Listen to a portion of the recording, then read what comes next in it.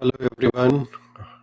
Good evening to everyone who is in India, and good morning to everyone who is in Canada and America.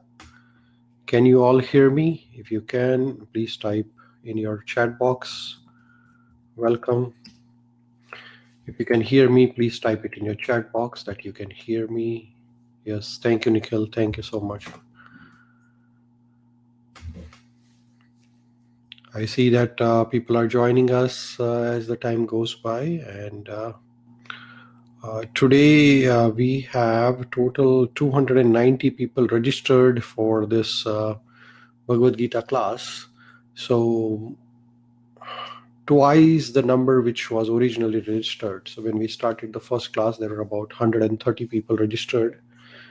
And yesterday night, we had about 290 people registered. So I'm very happy to see enthusiasm of everybody. Namaste Suresh ji, Namaste Vidya Lakshmi ji, Namaste Avinash ji. Thank you so much. Namaste everybody. And we will start within next 2 minutes as the time comprises. Namaste Swati ji.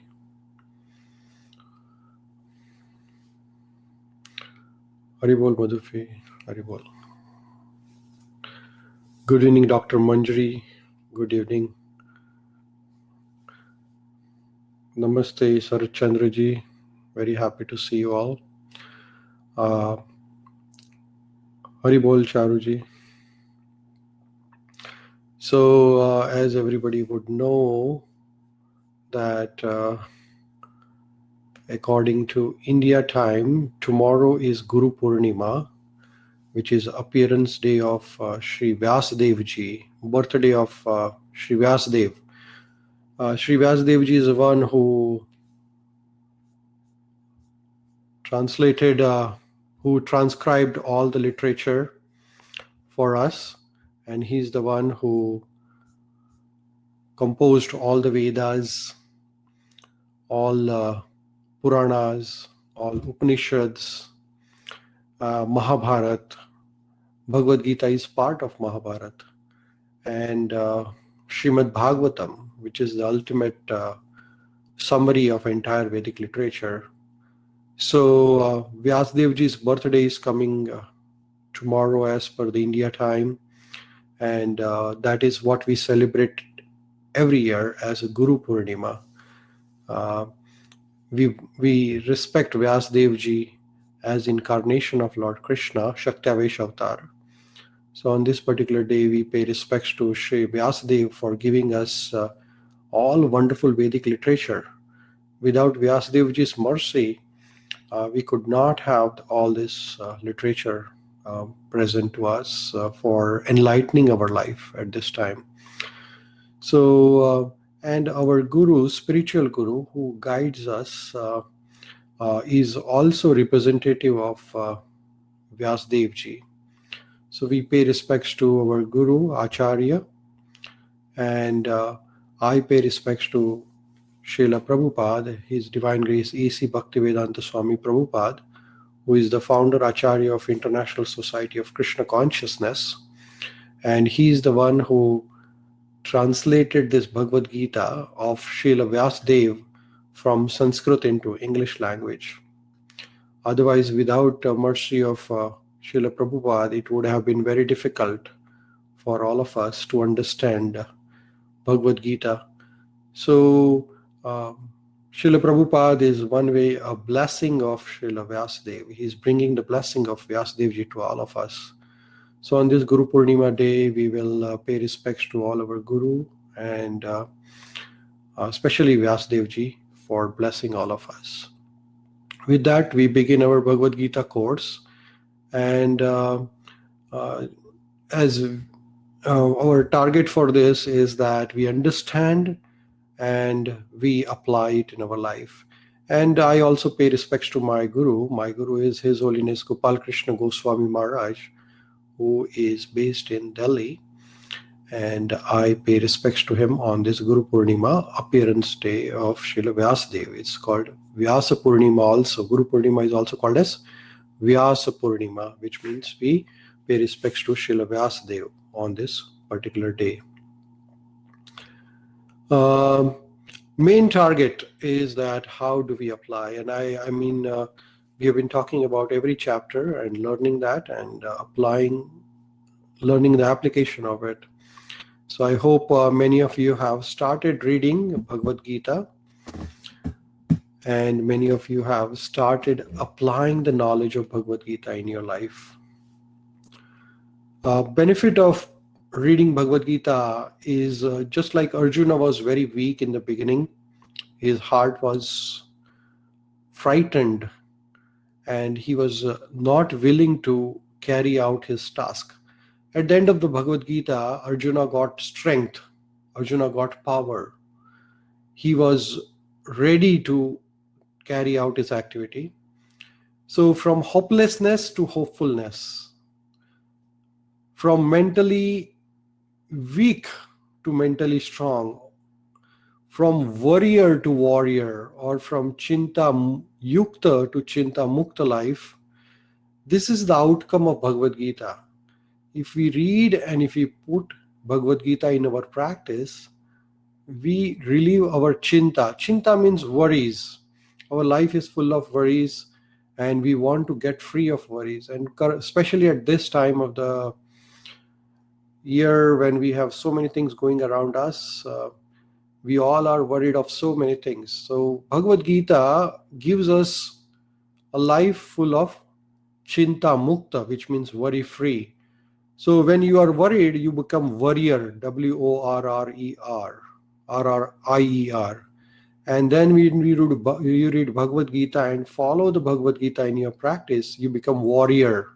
So from warrior to warrior, or becoming strongly mental to mentally strong. You know, when you worry too much, you become mental. Mental means you become depressed. So Arjuna was depressed. He was a mentally strong person, but he became depressed. But then at the end of the Bhagavad Gita, Krishna gave him the energy. So we can see that if we follow the instructions of Vyasadeva ji in Bhagavad Gita, then we can overcome so many problems in our day-to-day life. Bhagavad Gita has total 18 chapters. We finished, as of last week, 6 chapters. And the main message of these 6 chapters is Karma Yoga. Now today we are beginning the second phase of Bhagavad Gita, chapter number 7 to 12. And henceforth, coming 5 chapters, we are going to talk about Bhakti Yoga. 6 chapters, we're going to talk about Bhakti Yoga. And then 13 to 18 is all about Jnana Yoga. Now in the first 6 chapters, in the second chapter, we did talk about Sankhya Yoga, then we talked about Jnana Yoga, then we talked about Karma Yoga, and then last time we talked about Ashtanga Yoga. So briefly going over all the 6 chapters in next 3 minutes. Chapter number 1 is Arjuna Vishada Yoga. Vishada means lamentation. And here Arjuna is lamenting, but at the same time he is in trouble, he is lamenting. However, he is approaching Lord Krishna for the guidance. So he is uniting yoga, uniting with Krishna in the mood of lamentation. Then Lord Krishna instructs in the second chapter about Sankhya Yoga. And we talked about our existence. We are spirit soul having this human body, just like this chariot. And we have these 5 senses, which has to be controlled with the mind, and mind is to be controlled by intelligence. Then we talked about Karma Yoga in Bhagavad Gita, chapter number 3, where Krishna says that you have to perform your actions, karma. However, you are not entitled for the results of the karma, results of your action. Results are not in your hand. Results are multifactorial phenomenon. It depends upon so many circumstantial things around us. So then Lord Krishna tells that you give your 100% and do not worry about the fruits. Fruits are not in your hand. At the same time, do not be attached not to doing your activities. One must do our karma, one must perform his or her daily duties. However, not to worry about the results of it. Then in the chapter number 4, we talked about Divya Gnana Yoga, or transcendental knowledge. So in the Gnana Yoga, we talked about akarma. Akarma means that doing your actions, doing your activities, doing your karmas, doing your duties as offering to or as a sacrifice to Krishna. So that was taught in chapter number 4.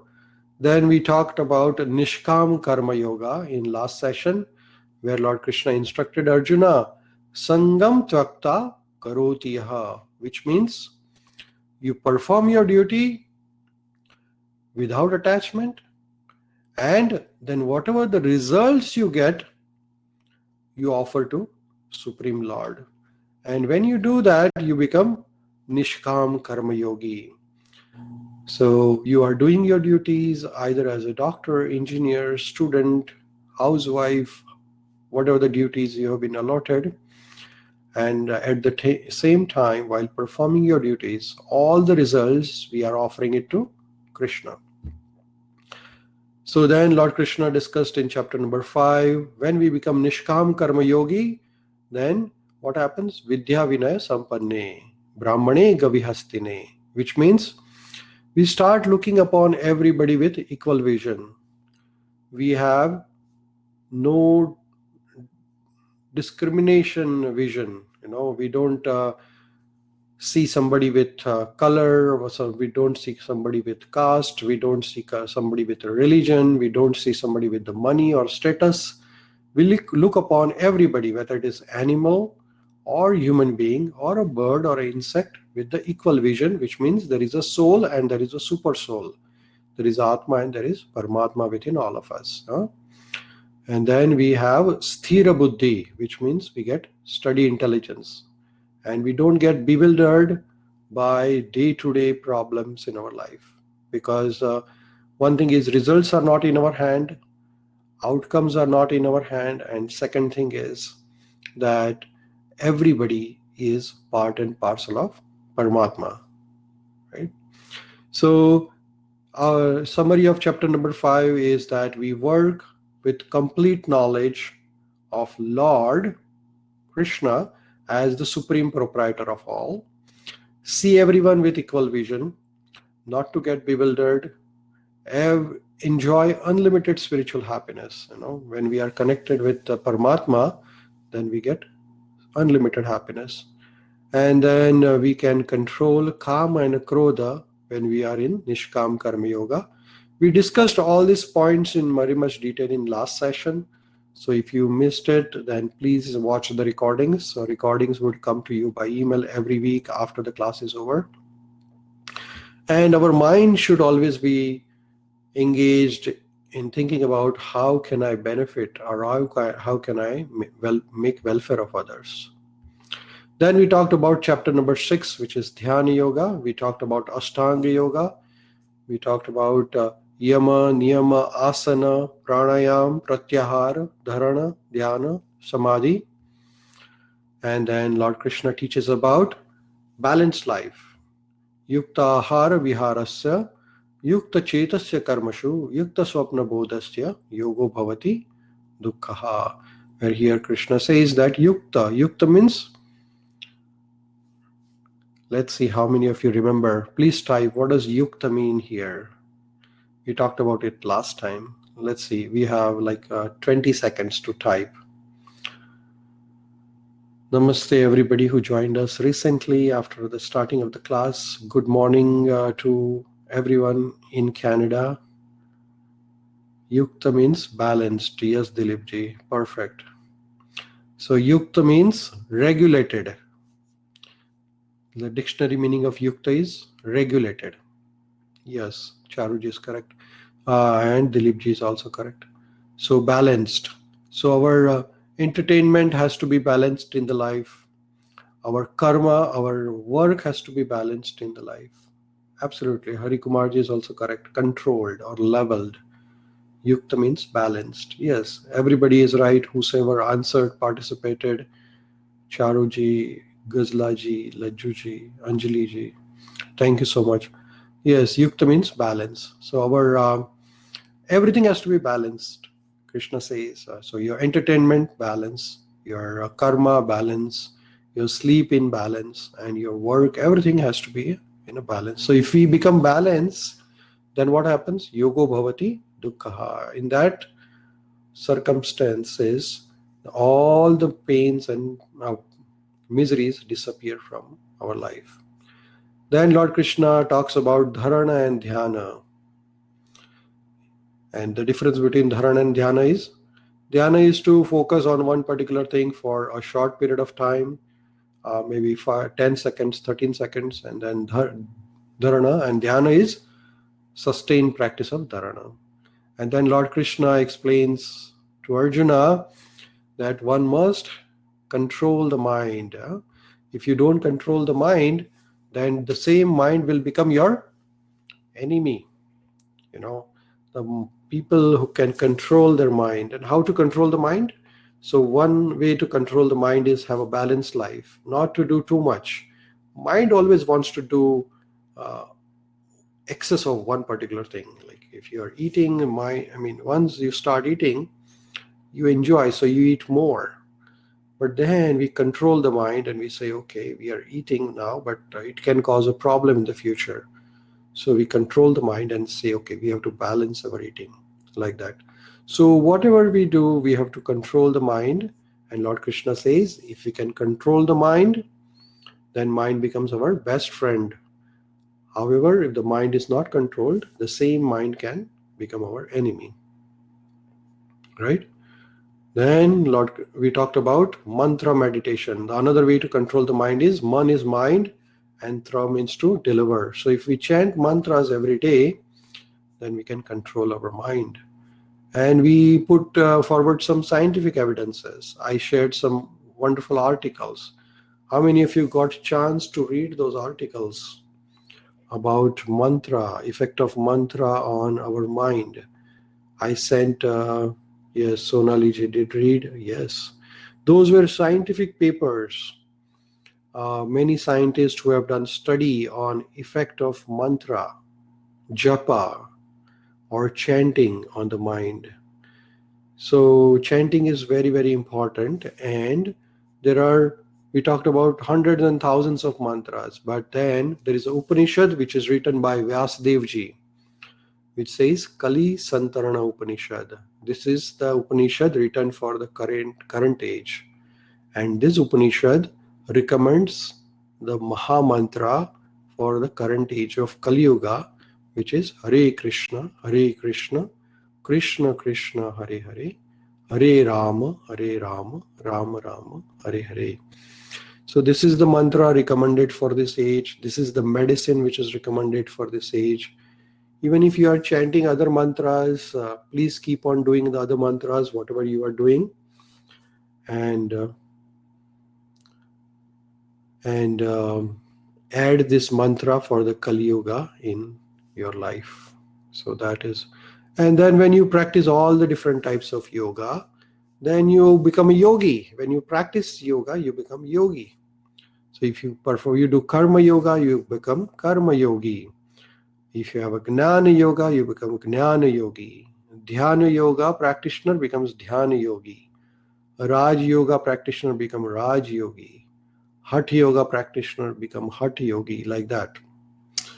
However, the question Arjuna asks to Krishna, that Krishna, you are explaining all these different types of yoga practices. So please tell me which is the best of all the yoga practices. Tell me, I can't practice all the yoga systems. So what is the best practice? Or among all these different types of yogis who are practicing karma yoga, Jnana yogi, dhyana yogi, raj yogi, hatha yogi, etc., etc., Arjuna asked Krishna, who is the best of all the yogis? So would you all like to know the answer? Which is the best type of yoga among all the different types of yoga? Shubhangi ji is saying karma yoga, and Chetan karma yoga. Jilan is saying karma yoga. Sonali ji is saying bhakti yoga, karma yoga, dhyana yoga. Okay, everybody is in a different mood. Dhyana yoga, Raj yoga, bhakti. Yes, I see that everybody is actively participating. And that is wonderful. Archana ji is saying whatever suits you. Perfect. So all are the same, but it depends upon which level you are. Okay, Dr. Manjari ji is saying Dhyana yoga. Okay, Bhakti yoga. Sharmila ji is saying, okay, let's do this. Let's hear from the Lord Krishna himself. So Lord Krishna says in Bhagavad Gita, 6th chapter, 47th shloka. Those who have read 6th chapter of Bhagavad Gita would know this, that who is the best among all the yogis. So Lord Krishna says, Yoginam api sarvesham matagatentara atmana shraddhavan bhajate yomam same yuktatmo mataha. So here in 6th chapter, 47th shloka, Lord Krishna declares who is the best among all yogis. So what is Lord Krishna saying? That yogi nam api sarvesham. Sarvesham means among all. So he says among all the yogis. Mata gatentaratmana. Mata means me. Me means here Lord Krishna. So Krishna is declaring himself in Bhagavad Gita as a Paramatma, as the Supreme Personality of Godhead, Bhagavan.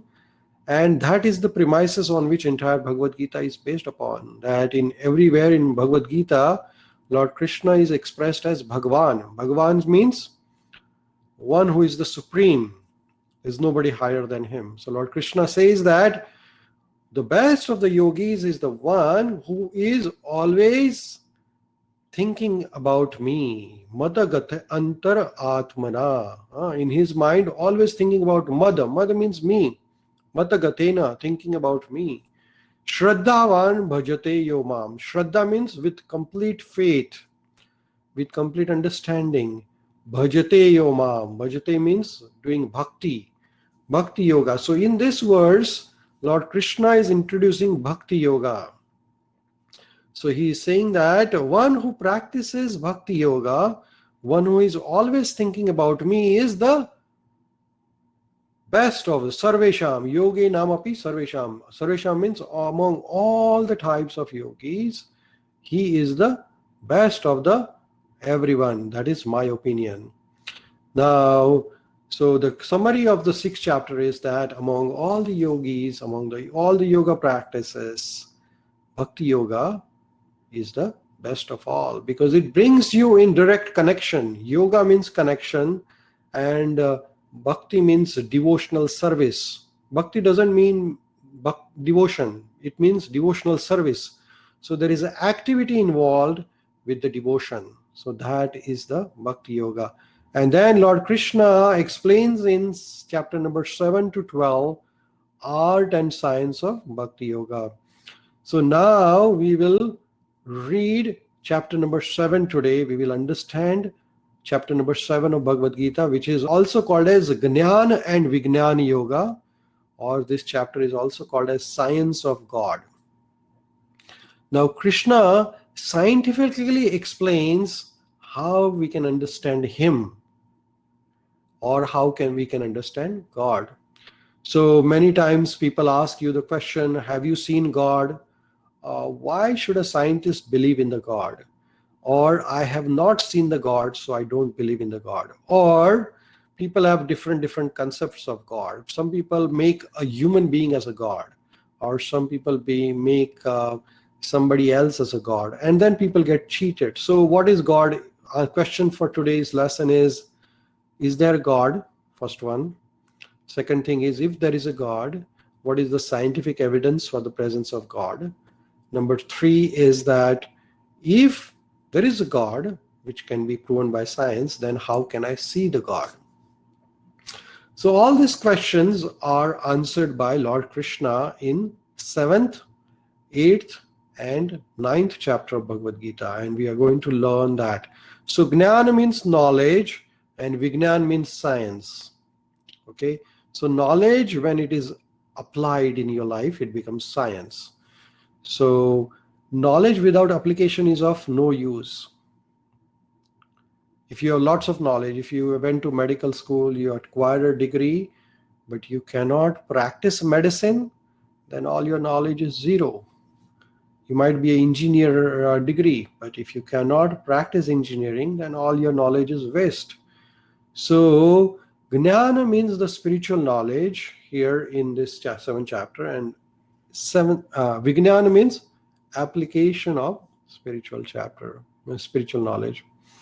So Lord Krishna explains to Arjuna in 7th chapter, 2nd shloka, Jnanam te aham savijnanam. Jnanam means knowledge, and Vijnanam means full application. So he says, I shall now declare unto you this full knowledge.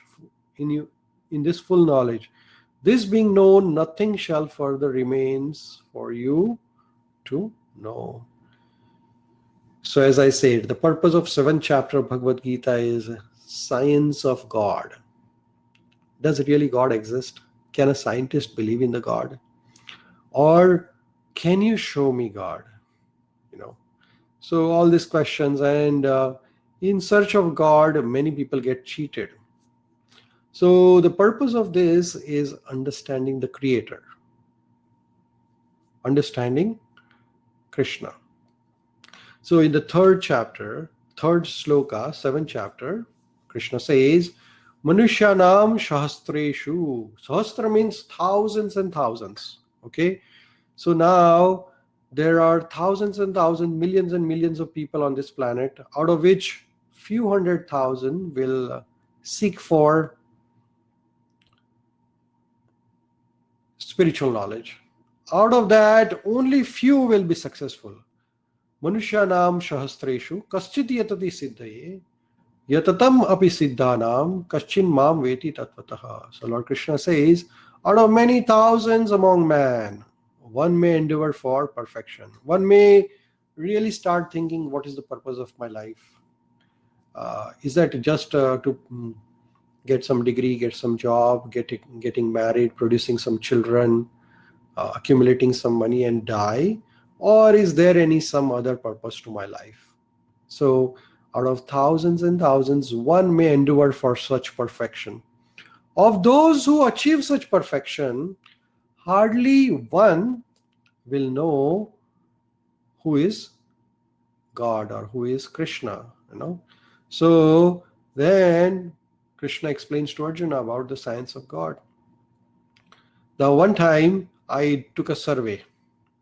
I said, I asked few participants, does God really exist? Or do you believe in the God? So how many of you believe in the God? Just type 100%, 50% or 0%. I don't want yes or no. Just type the percentage. Whether you believe 100%, you believe 50%, or you believe 0%. Okay, many of you say 100%, some say 0%, some say 100, 100, 100. Okay, perfect. 100, 101. Okay, some people have 200, but there are only 3 options. So just choose one of those: 100, 50, and 0. Okay, so one thing is about that anything which helps us to understand scientifically is very, very important. Now, if you really believe in the God, the next question is, why do you believe in the God?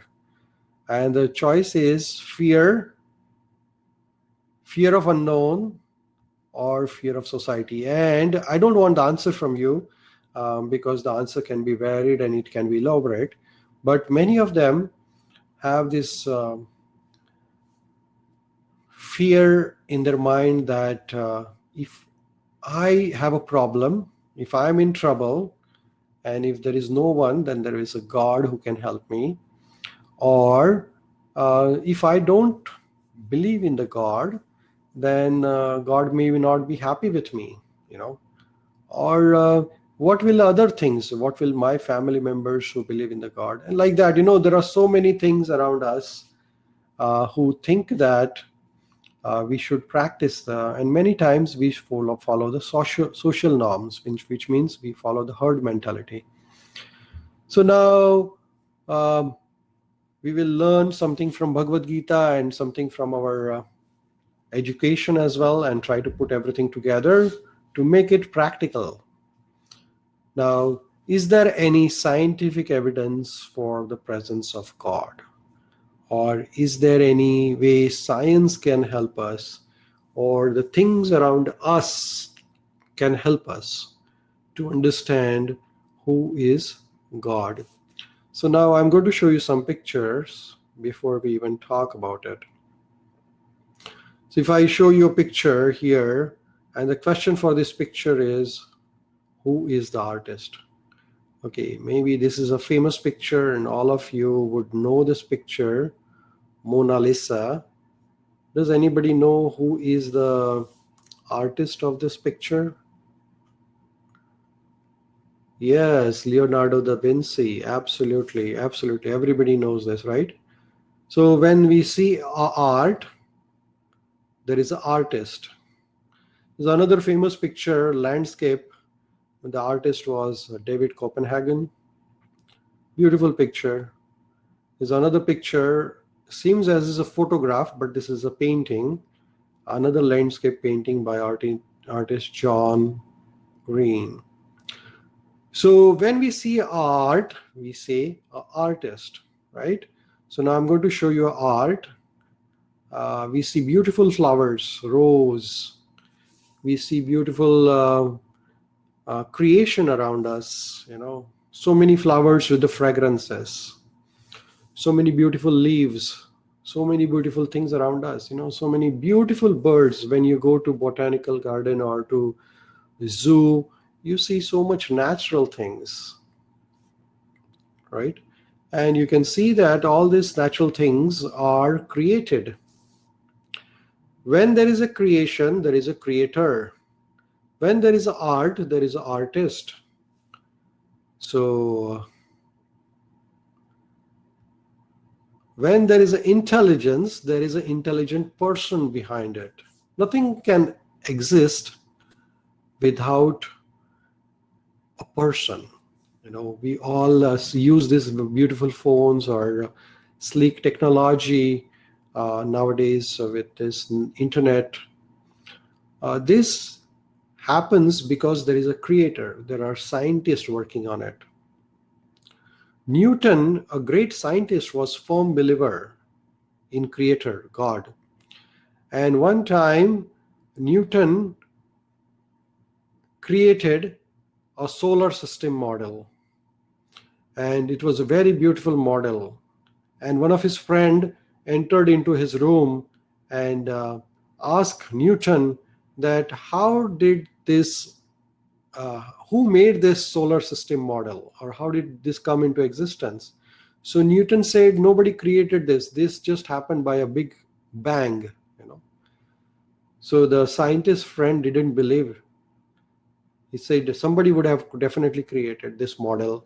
So Newton said, if you need a creator to make a little model or a replica of creation, how about the creation in real life? Don't you think that there should be a creator? And his friend was convinced that yes, definitely there has to be a creator behind creation. Now when we go to the lake, when we see beautiful landscape, beaches, mountains, trees, sky, this is a creation, and it is very intelligently created. It is not just by chance. Nothing happens without chance. And science helps us to understand this in more detail. If you are a scientist, you can see God in daily life. There is a space technology, and there are so many satellites. They say there are more than hundreds of satellites, thousands of satellites floating around the Earth, launched by different countries. And all these satellites are transmitting their signals, right? All these satellites. We are connected at this time through satellites. Satellite hack has brought us together. Now, all these satellites are controlled in orbit by a control room. There is like in NASA, there is a control room. Similarly, there are control rooms in every country.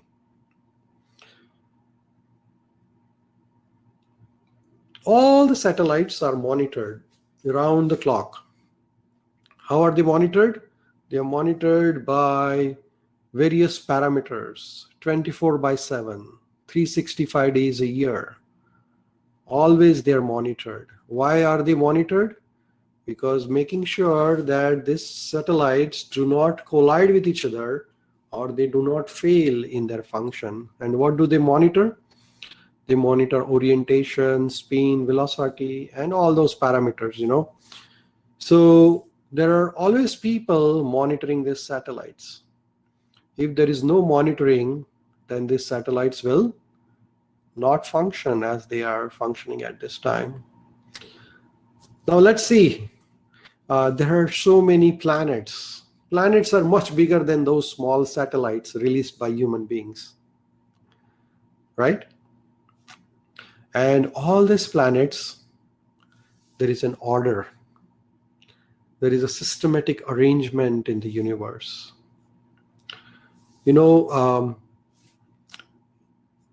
Earth is rotating around its own axis, as well as it is rotating around sun. And there is a definite distance between Earth and the sun, and Earth and the other planets.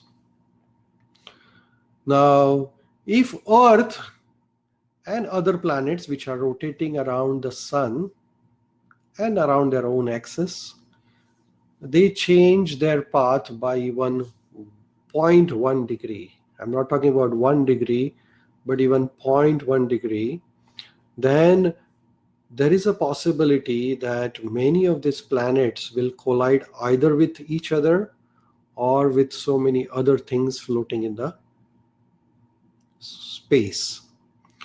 But there has not been a single time when Earth has collided with other planets. Otherwise, we would not exist, or we haven't heard that. So when we say there is satellites which are released by different countries needs monitoring, doesn't our scientific intelligence say that somebody is monitoring this complex satellite system? Somebody has to be in the control, making sure all these planets which are floating around us are kept in their orbit. They do not overlap, they do not collapse, or they do function the way they have to function.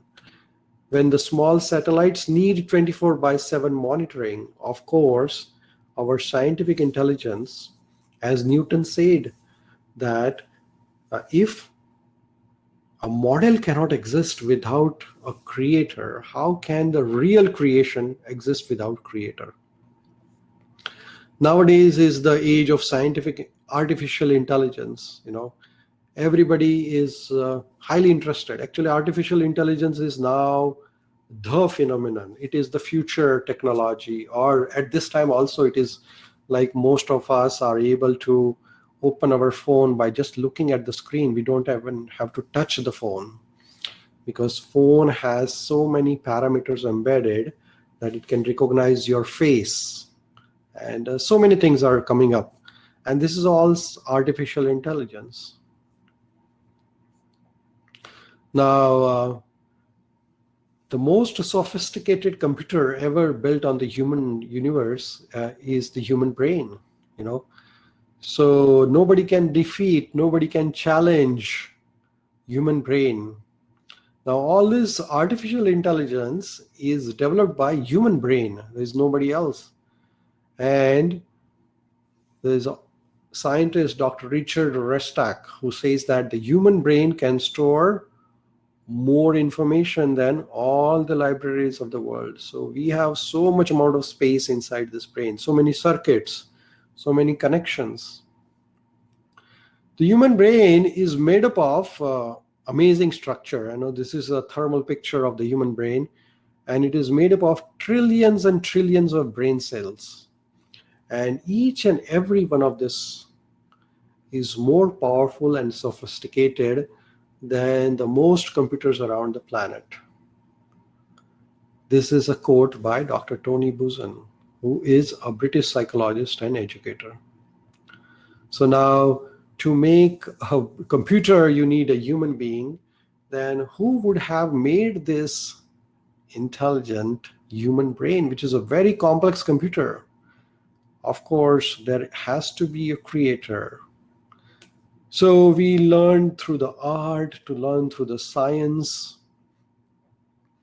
that there has to be somebody who is designing all this. There has to be somebody who is monitoring all this. And a scientist can understand the creation and the creator in a much better way. But how about a law? You know, there are various laws. You know, there are federal laws, provincial laws, and there are lawmakers. You know, we have a traffic laws. Every country has a traffic law, right? Now, there are legal laws, civic laws, criminal laws, various types of laws. When we say law, there is a lawmaker. Is that right? When we say there is a law, there is a traffic law which is made by the police department. There is a legal federal law made by federal government, provincial law made by provincial government or state government. So when there is a law, there is a lawmaker. A law cannot exist without lawmaker. Similarly, we have learned through our science that there is a law of mechanics, right? Then there is a law of optics, physical law of optics. We have all learned that when the light passes through a prism, it reflects into 7 colors with Gior, you know. So all these are law of physical optics. Then there are laws of thermodynamics. Then there are laws of micro world, you know, which mathematical laws which govern the world. So there are laws everywhere, and law means a lawmaker. And we did talk about laws of karma. Is that right? Law means lawmaker. There are laws of karmas, laws of nature. If you do good, good will come back to you. If you do bad, bad will come back to you. All of us have different destiny. We all got birth in different families, different colors, different culture, different religion, different socioeconomic background. We can choose our job, we can choose our wife, but we cannot choose the place where we take birth. I cannot choose the appearance because this is naturally gifted to me. And how is all this happening? This is happening through a law, which is a law of karma. If you do good, good will come back to you. So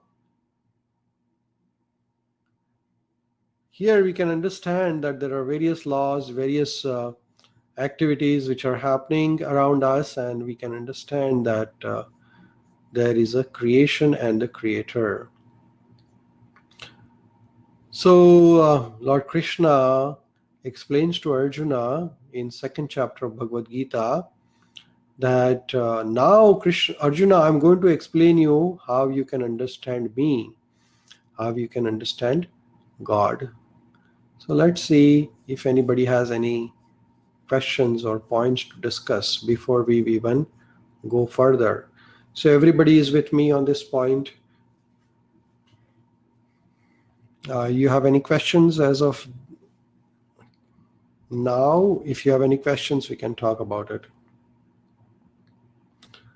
Okay. Thank you, Leena ji. Thank you.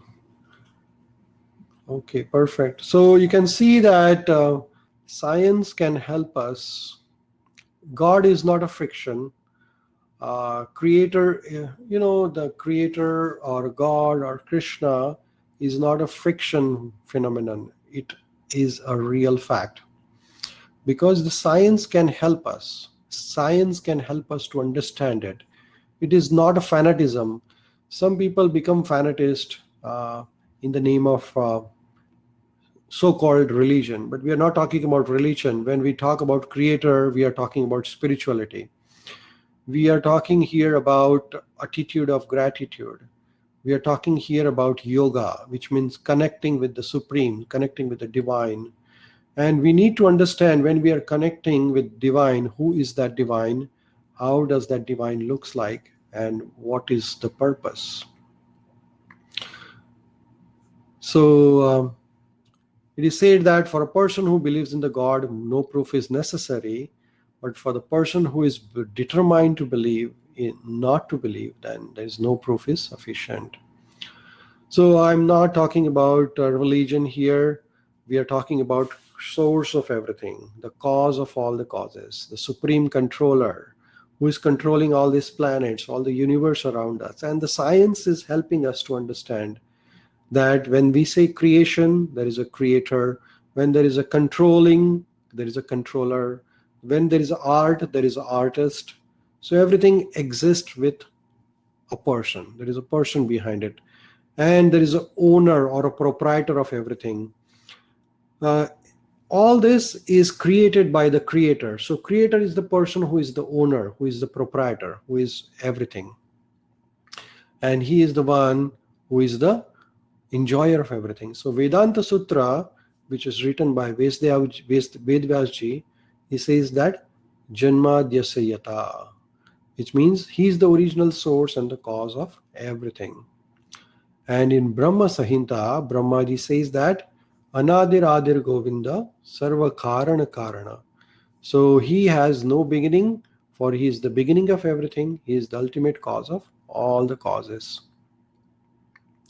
Now some people will ask me, can you show me God? Right? And I have faced this question many times, that if there is a God, if you really believe in the God, can you show me the God? So now there is a problem here. There's a mistake here. First is that God is not your order carrier, order supplier. He is not your servant, right? So he cannot do what you want, because he is the master of everyone. And secondly, do you have required knowledge to see the God? I will show you this picture of a car engine. This is a car, and you can see the engine, right? Now we all can see in this picture that there are some parts of this engine, car engine.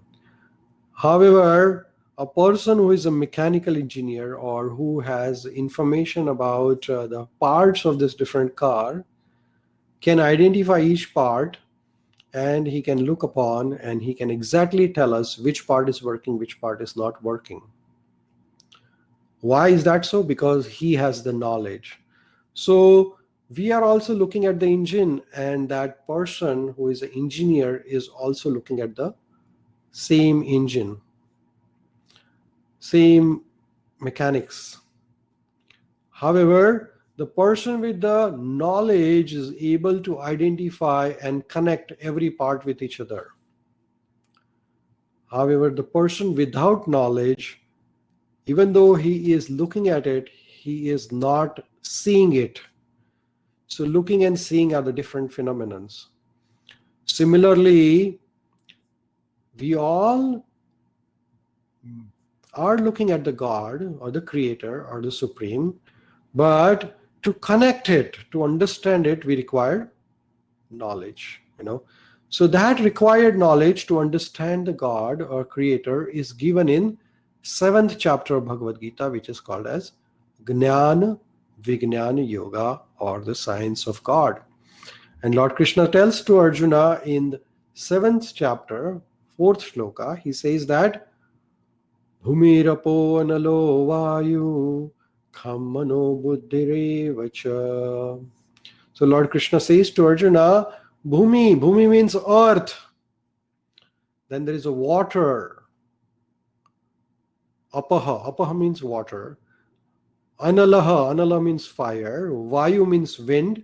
So Lord Krishna says, earth, water, fire, air, mind, ether, mind, intelligence, and false ego. So we all have mind, we all have intelligence, we all have this false ego. All these are 8 constituents of my separated material energy. So Lord Krishna is explaining to Arjuna here that I have 2 types of energy. I am the creator of 2 types of energy. One is material and one is spiritual energy. So material energy is made up of 8 constituents, which is Bhumi means earth, Apa means water, Anala means fire, Vayu means air, Kama means ether, Mana means mind, Buddhi means intelligence, and Ahankara means false ego. So all these 8 are separated, or the energies which are coming from Krishna as material energies. Material is little bit inferior as compared to the spiritual energy, which is Jiva. We all are Jivatmas or Jiva Bhuta.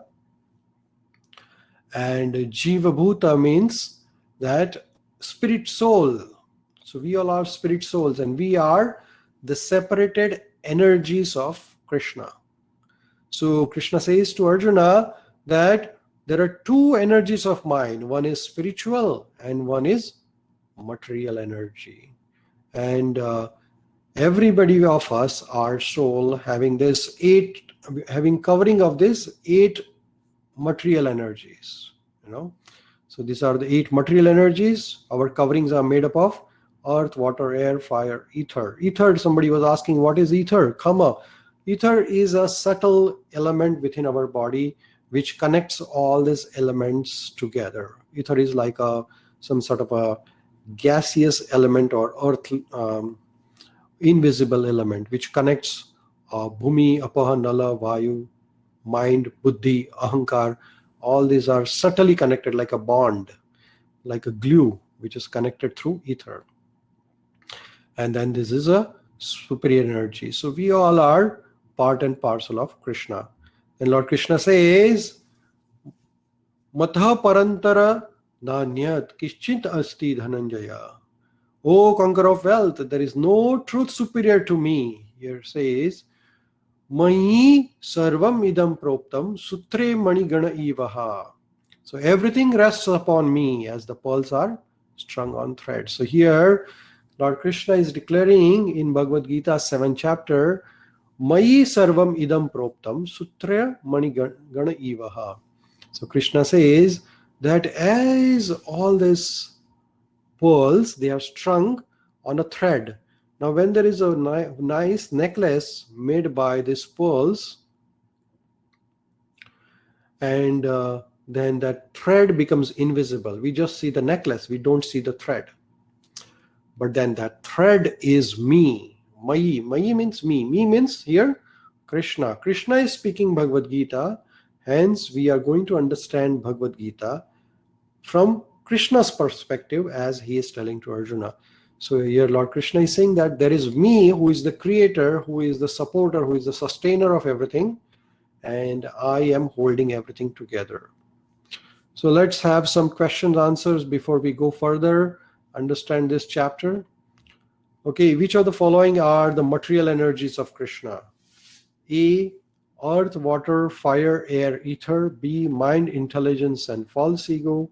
C is both A and B. D is none of this. Absolutely, everybody is answering correctly.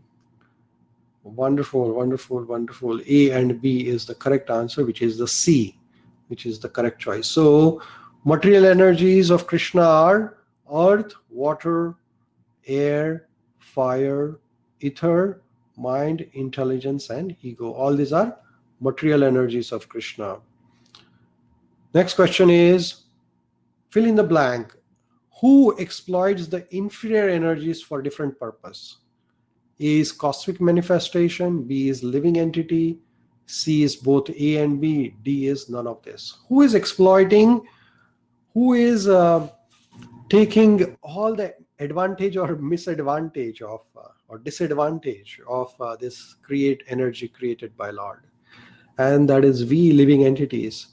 So we are one way or other exploiting everything what is given to us by Creator Krishna. Absolutely, living entity is the right answer. Now let's go further. Lord Krishna says that if you really want to understand me, then he gives the formula. He says that Rasoham apsu kaunteya prabhashmi shashishuryaha pranava sarva vedeshu shabdakhe paurusham nrshu. So he says to Krishna, Arjuna, he says, oh son of Kunti is Arjuna. Kunti is the mother of Arjuna. So here Krishna is saying, I am the test of water. I am the light of the sun and the moon. I am the syllable Om in the Vedic mantras. And I am the sound in the ether and ability in the man. So, if you see water has a test. If you drink the water from one country to another country, the test is different. One city to another city, water test is different. If you go to Himalayas, the water has, or if you go to any mountain, the water has different test than the water from the city tap water. So Lord Krishna says, oh son of Kunti, whenever you drink water, you can really see me or you can perceive me. To perceive God is not very difficult. To see God is not very difficult. We drink water. We all know that there is a formula, H2O, which makes the water. But you cannot make H2 in the laboratory, or you cannot make O in the laboratory. Ultimately, you have to derive H2 and O from the creator. You cannot create those basic molecules. You can bring H2 and O together and make a water molecule. That is possible. But you cannot make H2 or you cannot make O. So that O has to be derived from the creator. So when Lord Krishna says, when you drink water, you can remember me, because I am the test of water. When you see sunlight, I am the source of the sunlight. When you see moonlight, I am the source of that moonlight. I am the syllable Om. I know a lot of people chant Om Namo Bhagavate Vasudevaya. Or you can chant just Om.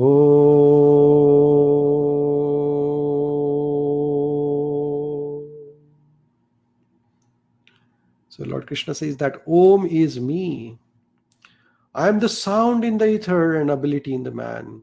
So we can see that ability in the man. When we see somebody working very nicely, somebody performing a phenomenal job, that ability in that person is the representation of Krishna.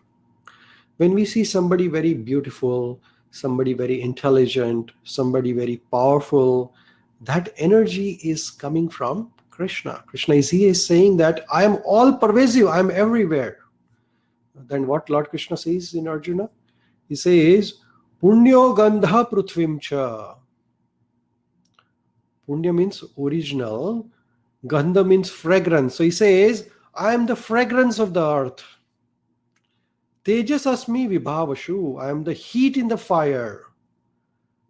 Jivanam Sarva Bhuteshu. I am the life of all that lives. Tapaschasmi Tapeshvashu. So I am the penance of all the ascetics. So here when we have a rain, a beautiful rain, first rain, then the small fragrance, a beautiful fragrance comes from the earth. Krishna says, I am the original fragrance of that earth. I am the heat in the fire. I am the life of all that is living on this earth, whether it is human insect, bird, animal, whatever you see. And I am the penance of all the ascetics. So whenever you see the ascetic doing penance, a yogi doing tapasya, or somebody doing phenomenal asanas, that power, that energy is coming from Krishna.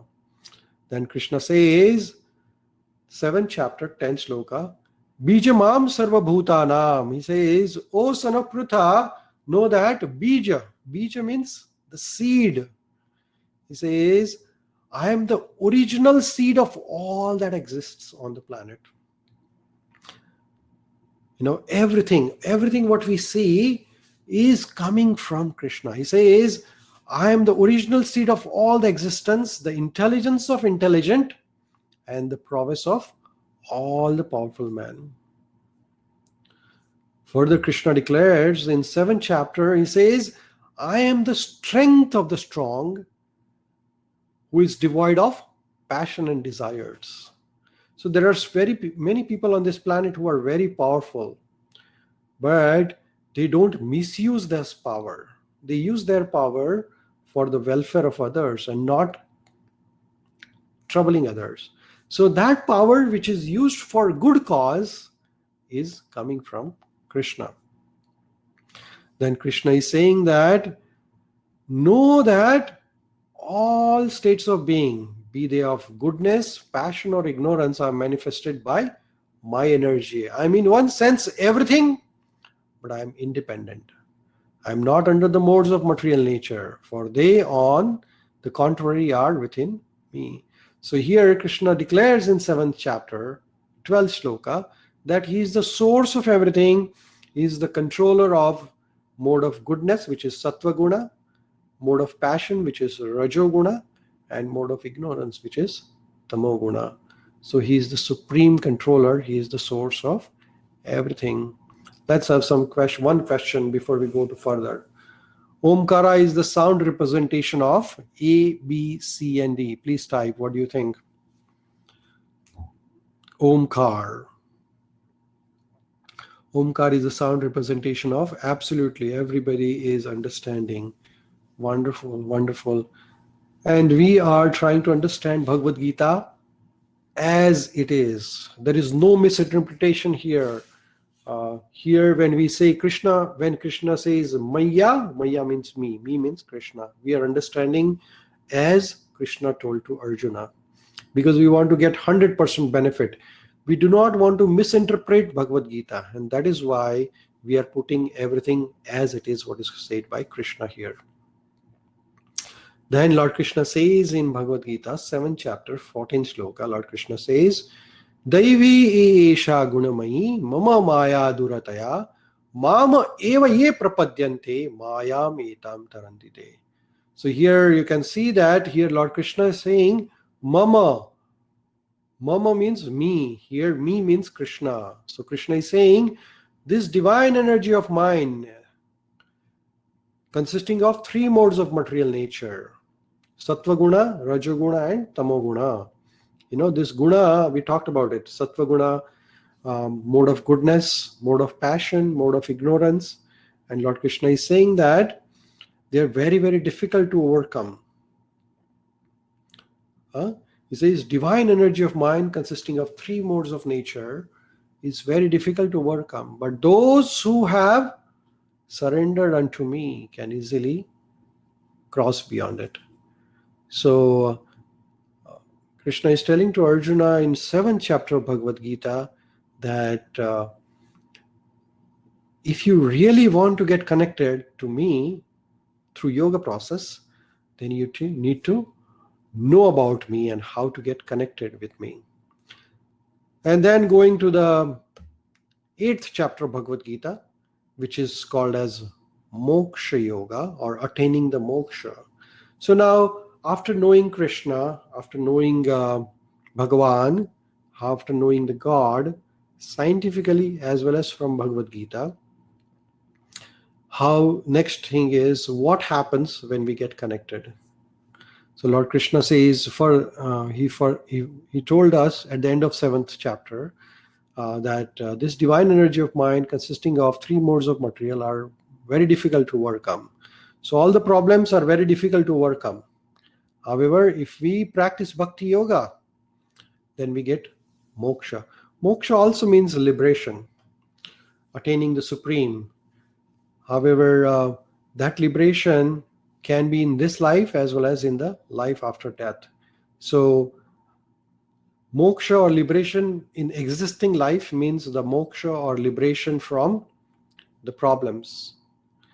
Now, problems will never disappear, but if we are connected with the divine energy or with the supreme, then the sufferings of the moksha will be, sufferings of the problem will be reduced. So we get moksha from the suffering. So those who are dependent or those who are connected with Krishna, even though the sufferings do exist, but then they can tolerate those sufferings in a better way. So bhakti yoga in a way makes you a stronger person from inside. It does not eliminate the problems, but it gives you a strength to face the problems. So when we are surrendered to Krishna in bhakti yoga, then it is not that every problem will disappear. However, as Arjuna could fight, Arjuna's problem didn't disappear, but Arjuna had to fight. And he could bear, he had a strength to tolerate those sufferings. So Lord Krishna explains to Arjuna that yama yama vapi smaranam bhavam tyakta ante kalevaram tama tama evanti kaunteya sadatad bhava bhavita. So now Lord Krishna explains to Arjuna that if you always remains connected with me, and at the end of the life, tyakta tyajate ante kalevaram. So tyajate ante means at the end of the life.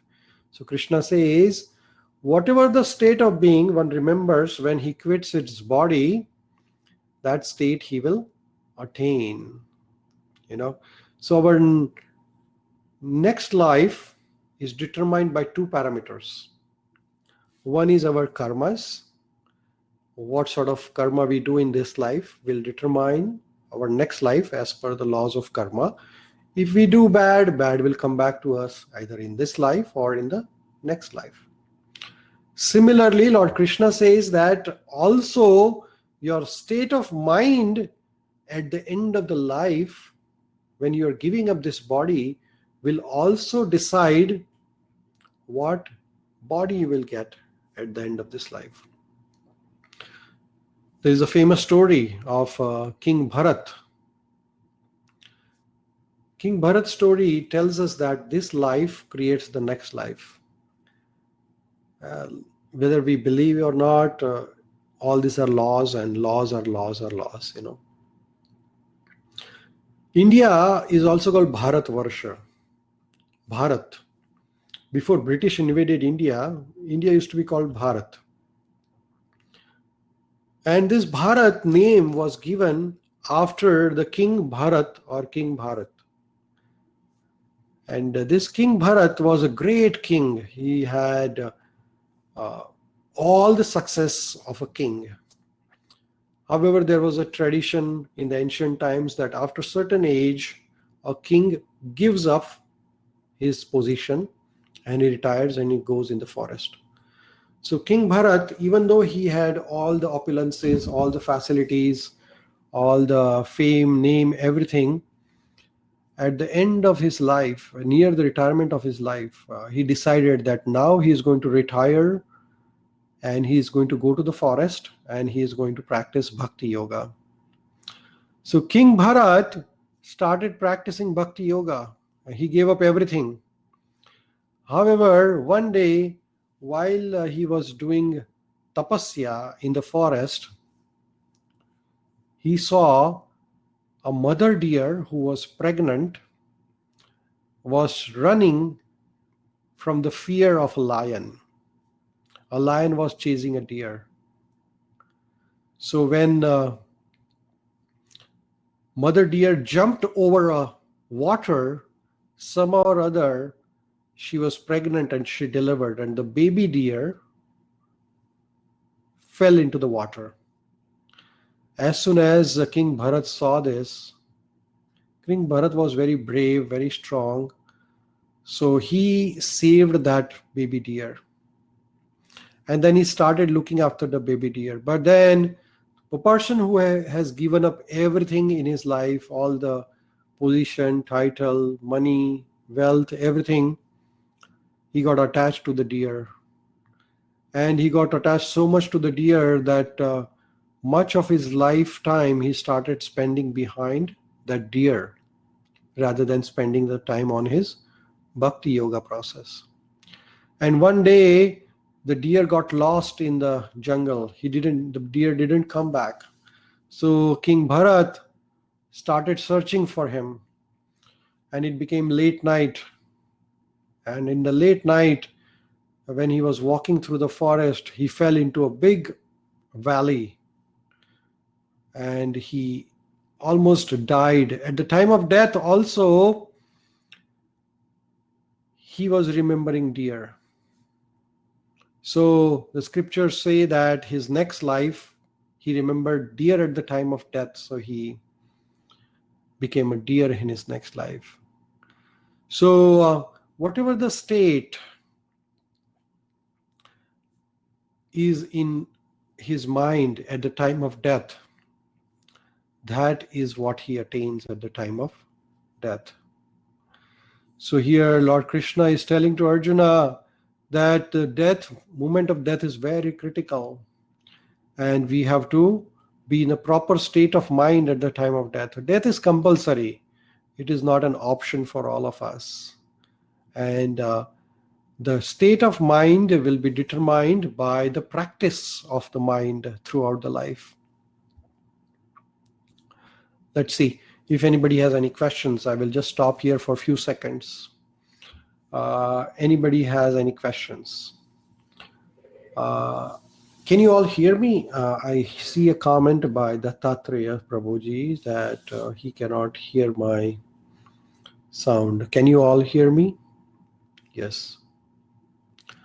Okay, so how can we practice this? Mahatma Gandhi uttered the word Rama. Yes, thank you so much. So does anybody has any questions about whatever we talked as if now? How can we practice this? Swati ji has a question, and we will talk about this. No question at this time. Okay, wonderful. If we die unconsciously, yes, what should be the state of mind? Yes, so Krishna is going to instruct us about that. Yes, our next Janma is as per the karma, and then how does the state of mind at the death decide the next Janma? Absolutely. So our life is determined by the consciousness, and the consciousness in this life at the time of death will be determined by the consciousness what we have been practicing throughout this life. In the examination, if you have an examination, then you can remember what you have read or what you have prepared. If you have not prepared anything, then you will not remember anything, because there is nothing stored inside. So if we really want to remember Krishna at the time of death, we have to practice Krishna. So Lord Krishna says to Arjuna that Tasmat sarveshu kaleshu mama anusmara yuddhecha mayi arpita mano buddhir mama evashyasi asamshaya. Therefore, Arjuna, you should always think of me in the form of Krishna, and at the same time carry out your prescribed duty of fighting. With your activities dedicated to me, and your mind and intelligence fixed on me, you will attain me without doubt. So here is the thing, Lord Krishna is answering our question. Krishna is saying that Tasmat sarveshu kaleshu mama anusmarana yuddhacha. Mama means here Krishna. Mama means nothing else but Krishna. So Krishna is telling to Arjuna that you fight, you do your duty. and at the same time you remember me. In that sense, if you do your activity, then at the time of death you will remember me, and then you will attain me without asamshaya. Asamshaya means without doubt you will attain me.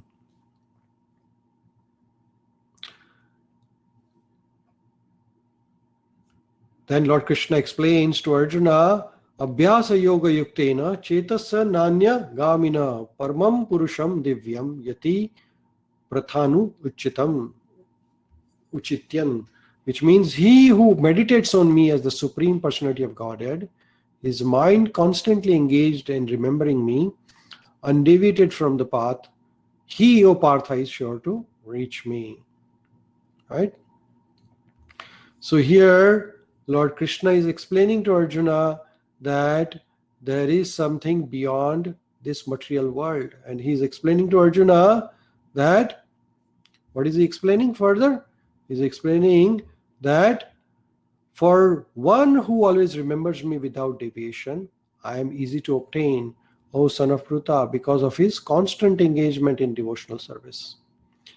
And mama upetya punarjanma dukkhalayam ashashvatam, which means after attaining me, my devotee never returns to this temporary world, which is full of misery. So Lord Krishna declares that if we give up this life in service, in love, in service of others, if we dedicate all our life to help others, if we dedicate our life in loving others, if we dedicate our life in making welfare of others, by remembering Krishna, by remembering attitude of gratitude, not like we are helping others and then we become egoistic that, oh, I am helping others, so I am greater than them, I am the boss of everything. No. If we always spend our life in love and service, remembering the Creator, God, Bhagavan, Krishna, and in that mood, if we perform our duties, then at the time of death also, we will be egoless. We won't be attached to anything. And when we are not attached to anything at the time of death, then we can achieve moksha. That is the practical application of this sloka. This sloka doesn't make you religious. This sloka makes you spiritual, that whatever activities we do, we remember that we are here as a temporary phenomenon. Nothing is permanent here, So instead of taking credits, we give the credits to whom? To the Creator. And in that state, whatever the consciousness, we remember. Here Lord Krishna explains to Arjuna that you do your duty, but you remember me, So therefore, Arjuna, you should always think of me. Think of me here. It means that thinking about the Creator, Krishna, God. And we keep on loving others, keep on serving others in the best possible way. Right? Let's see, there are some questions here I'm going to answer. Can you all see my screen, or my screen is blank here? Okay, you can see my screen now. Okay, let's see. There are some questions here on the screen. What should be the state of mind? Being spiritual is more important than religious. Yes, Krishna is teaching about spirituality. What if one state of mind at the time of death is about his family, children? How does that decide the next life? So if you are engaged, and that is what 99% of the time happens, that when people are giving up the body, death, at the time of death, people are always worried about their family. What will happen about them? You're dying, you can't do anything now. It's the time you want to give up these attachments. More attachments we have, we have to take birth again.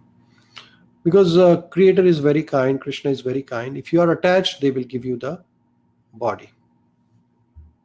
Okay.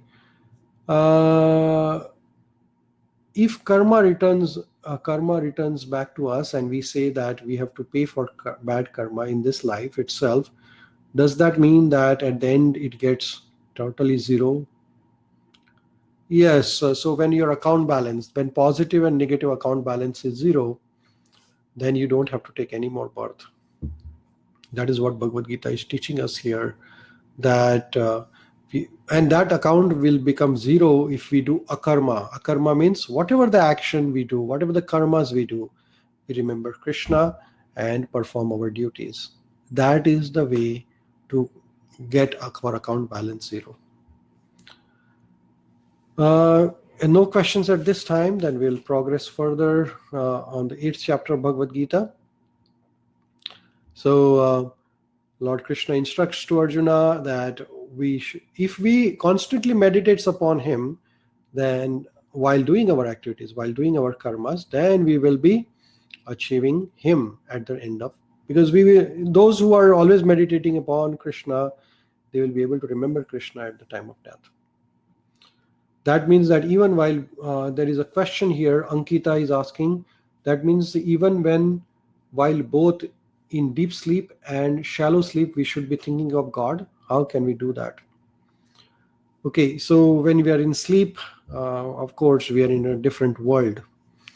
Our mind is somewhere else. Our body is still there, but mind is wandering in a different world. So, but whatever you experience in the sleep is the experience what you do consciously.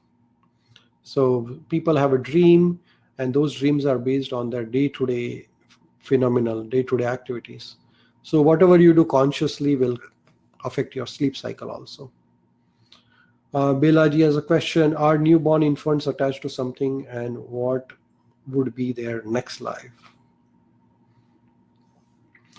Newborn infants, they don't have a yet developed consciousness. Their consciousness is a small baby's consciousness is just limited to the food and safety and security and shelter, protection. Baby doesn't expect anything.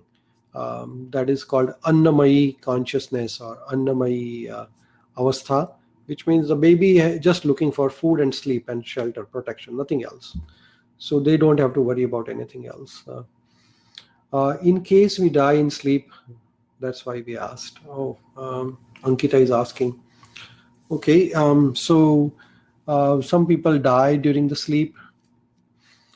However, at the time of sleep also, that is why when we go to sleep, we should not watch TV, or we should not watch violent movies, or we should not read newspapers. Best thing at the time of sleep is do meditation. Take a japa, do mantra meditation, and whatever you do at that time will affect your sleep. If you have a LED or LCD screen in front of you at the time of sleep, um, I mean, it's a bad idea. It disturbs your sleep. And then it disturbs your consciousness. So consciousness will be developed by whatever we do. With bhakti, we can achieve moksha. Yes, sometimes we face a lot of challenges in this birth. So is it because of previous karmas of previous birth? Well, whatever we face in this birth is result of our karmas in this life as well as previous life. So it's a combination of both. So let's have some questions before we progress further. What affects one at the moment of death? The thoughts of one's life, actions of one's life, both A and B, and D, none of this. Please type your answer. C, A, C, C, A, C, C, C, C. Everybody's answering C. Most of people are answering C. Absolutely, absolutely. So I agree with majority of you that our thoughts in this life and our actions in this life will be the one which will decide our moment of death. Our examination, death is just like an examination, and the life is a preparation. So if you really want to succeed in examination, your preparation has to be solid. You have to practice every single day. If you want to win an Olympic medal, you have to practice every single day. So how do we practice every single day? So whatever karmas, good karmas, when I say karmas, always it means good karmas. It does not mean vikarmas. Whatever karmas we do, whatever actions we do in our life, we do it without attachment. We do it with all our 100% efforts without expecting anything return. And if we get some good results, we dedicate those results to Krishna and give all the credits to him rather than taking all the credits. So in that consciousness, if we live our life, then our last moment of death will be beautiful. Lots of people, they are feared, they are afraid of death. Death is compulsory. Nobody can escape it. A lot of people nowadays are worried about coronavirus just because of death. I mean, that does not mean that we don't take precautions. We take precautions required.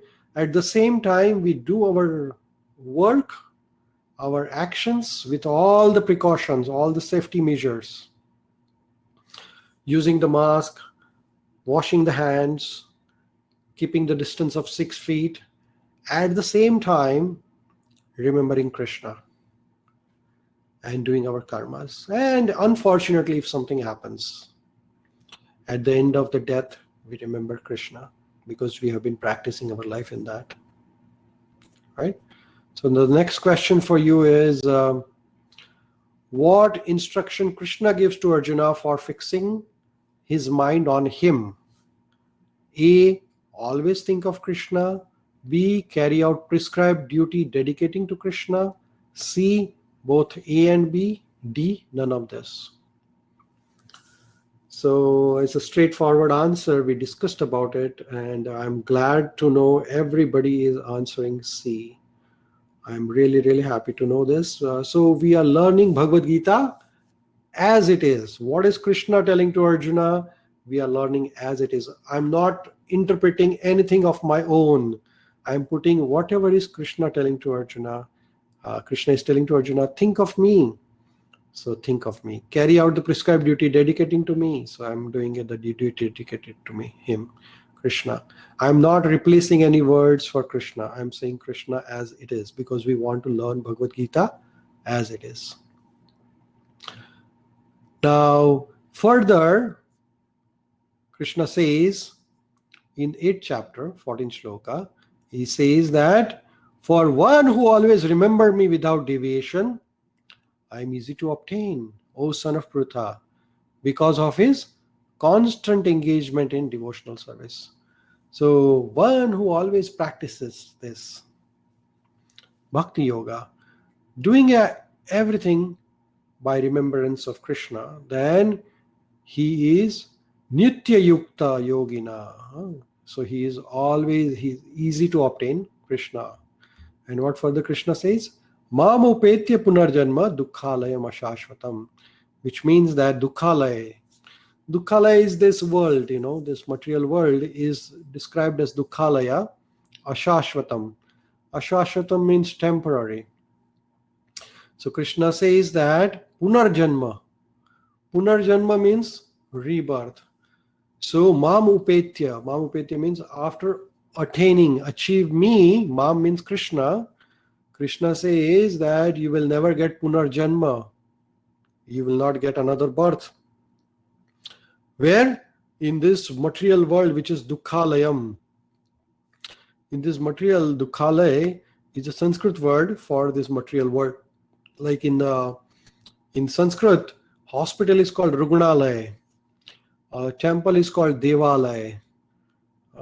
Similarly, this material world is called as dukkhalaya. Dukkhalaya means problems. This material world is full of problems. Whether you are rich or poor, you are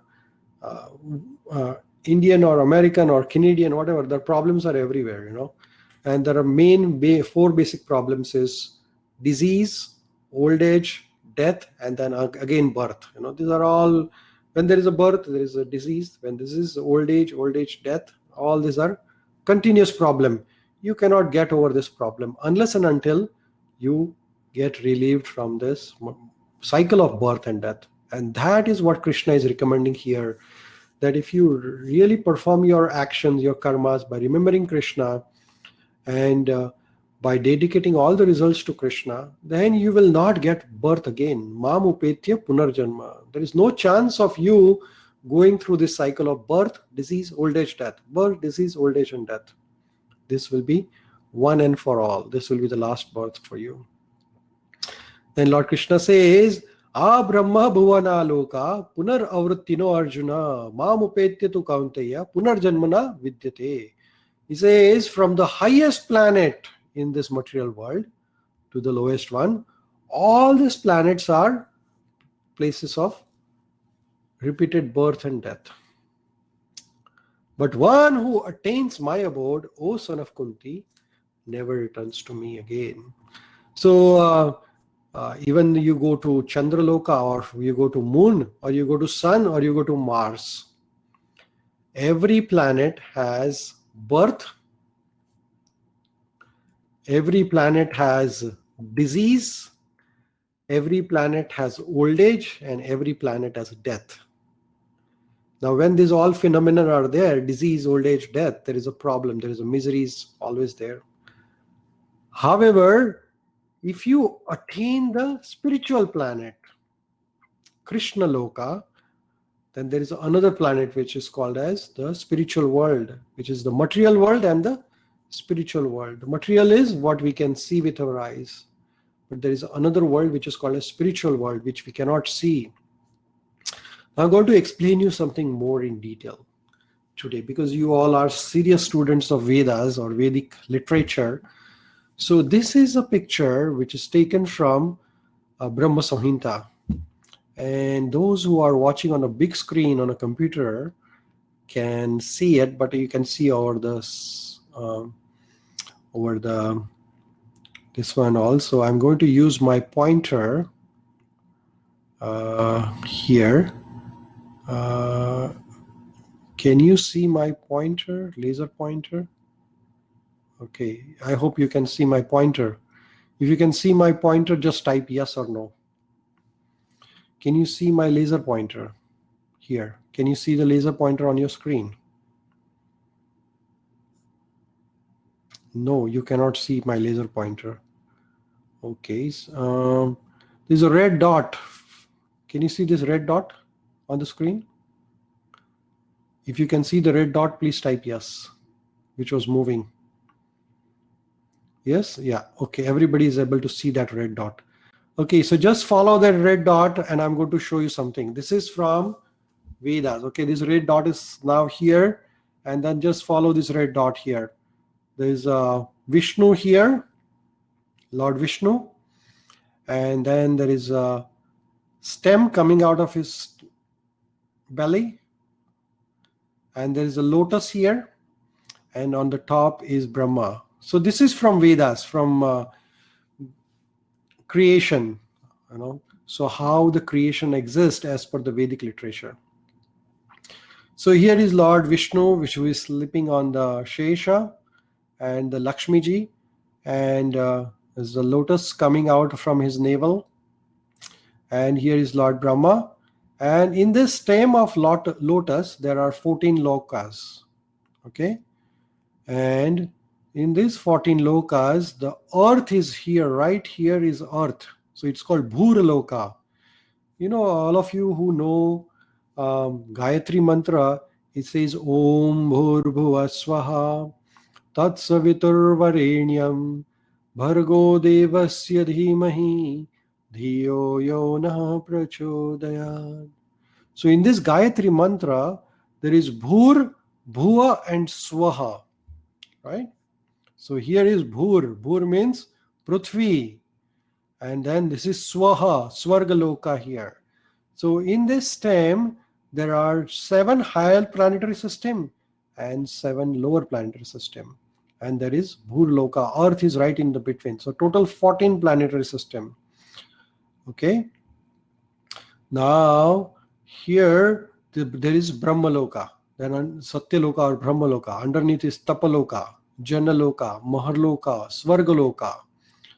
Then Bhuvarloka, Bhurloka, Bhur, Bhuva and Swaha. Om Bhur Bhuva Swaha, and then Atal, Vital, Sutal, Talatal, Mahatal, Rasatal, and Patal. So these are lower planetary system, higher planetary system, and we are right in between. Okay, this is the earthly planetary system. So now there are Brahmaji. From Brahmaji comes all the Devi Devtas, 33 crore Devi Devtas, Shivji, Durga. Everybody is coming from Brahma. Brahma is the main creator, but this Brahmaji is coming from Vishnu or Krishna here. So there are innumerable planetary systems. This is material world. And then there is a, beyond this planetary system, there is a spiritual world. And that is what Krishna is talking about in Bhagavad Gita here. So what is Lord Krishna is telling here? Lord Krishna is telling here that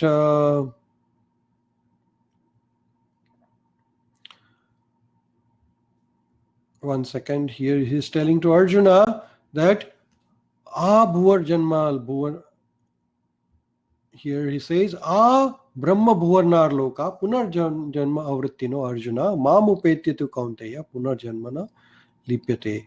So whether you are talking about any of this planetary system, all this planetary system has birth, disease, old age, and death, right? Then he says, Sahasra Yuga Paryantam Haryad Brahmano Vibhu Ratrim Yuga Sahastrantam Teyaho Ratra Vidho Janaha. So he says, by human calculation, 1,000 ages taken together form the duration of Brahma's one day. And such is also the duration of Brahma's one night. So here is Lord Brahma, and here Lord Krishna is explaining how to calculate Brahma's life.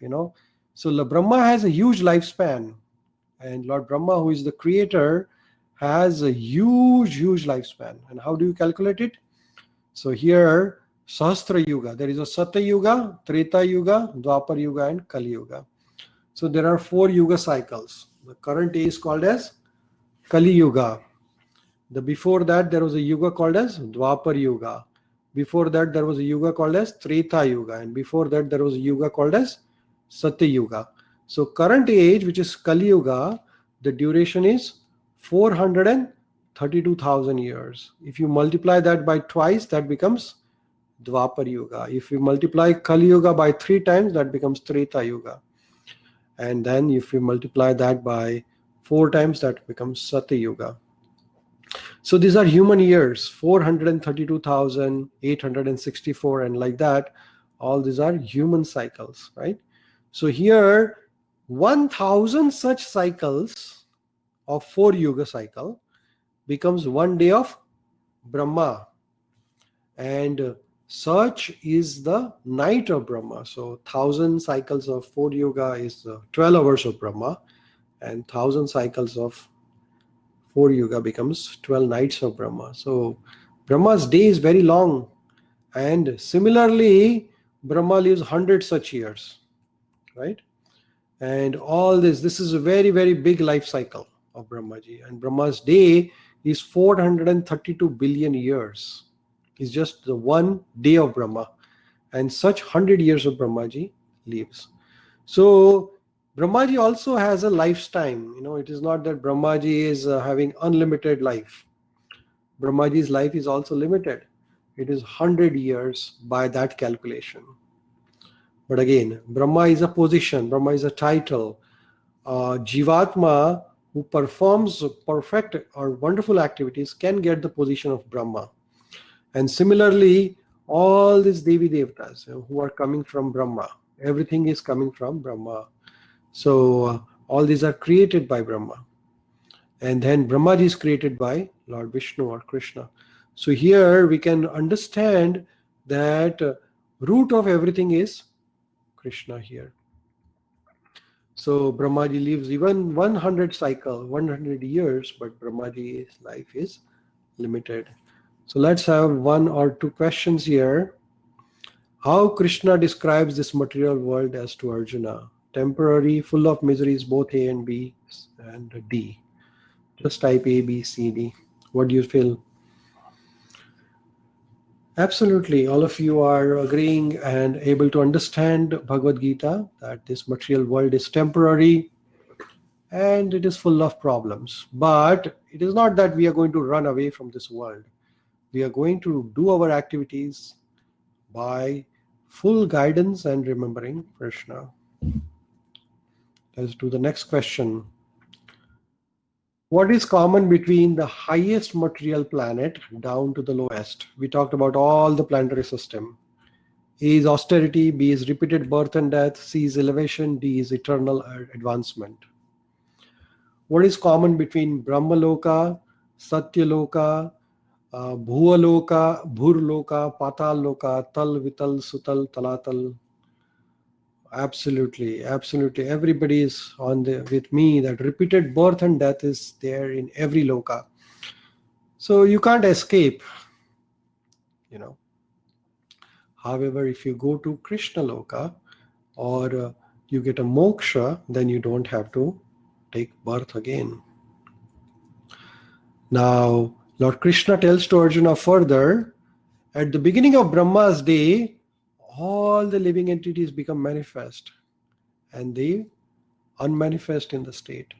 And thereafter, when the night falls, they are merged into the unmanifest again. So when Brahma's day comes, when Brahma's 12 hours, morning 6 to evening 6, so at the evening, then everything merges back, unmanifest.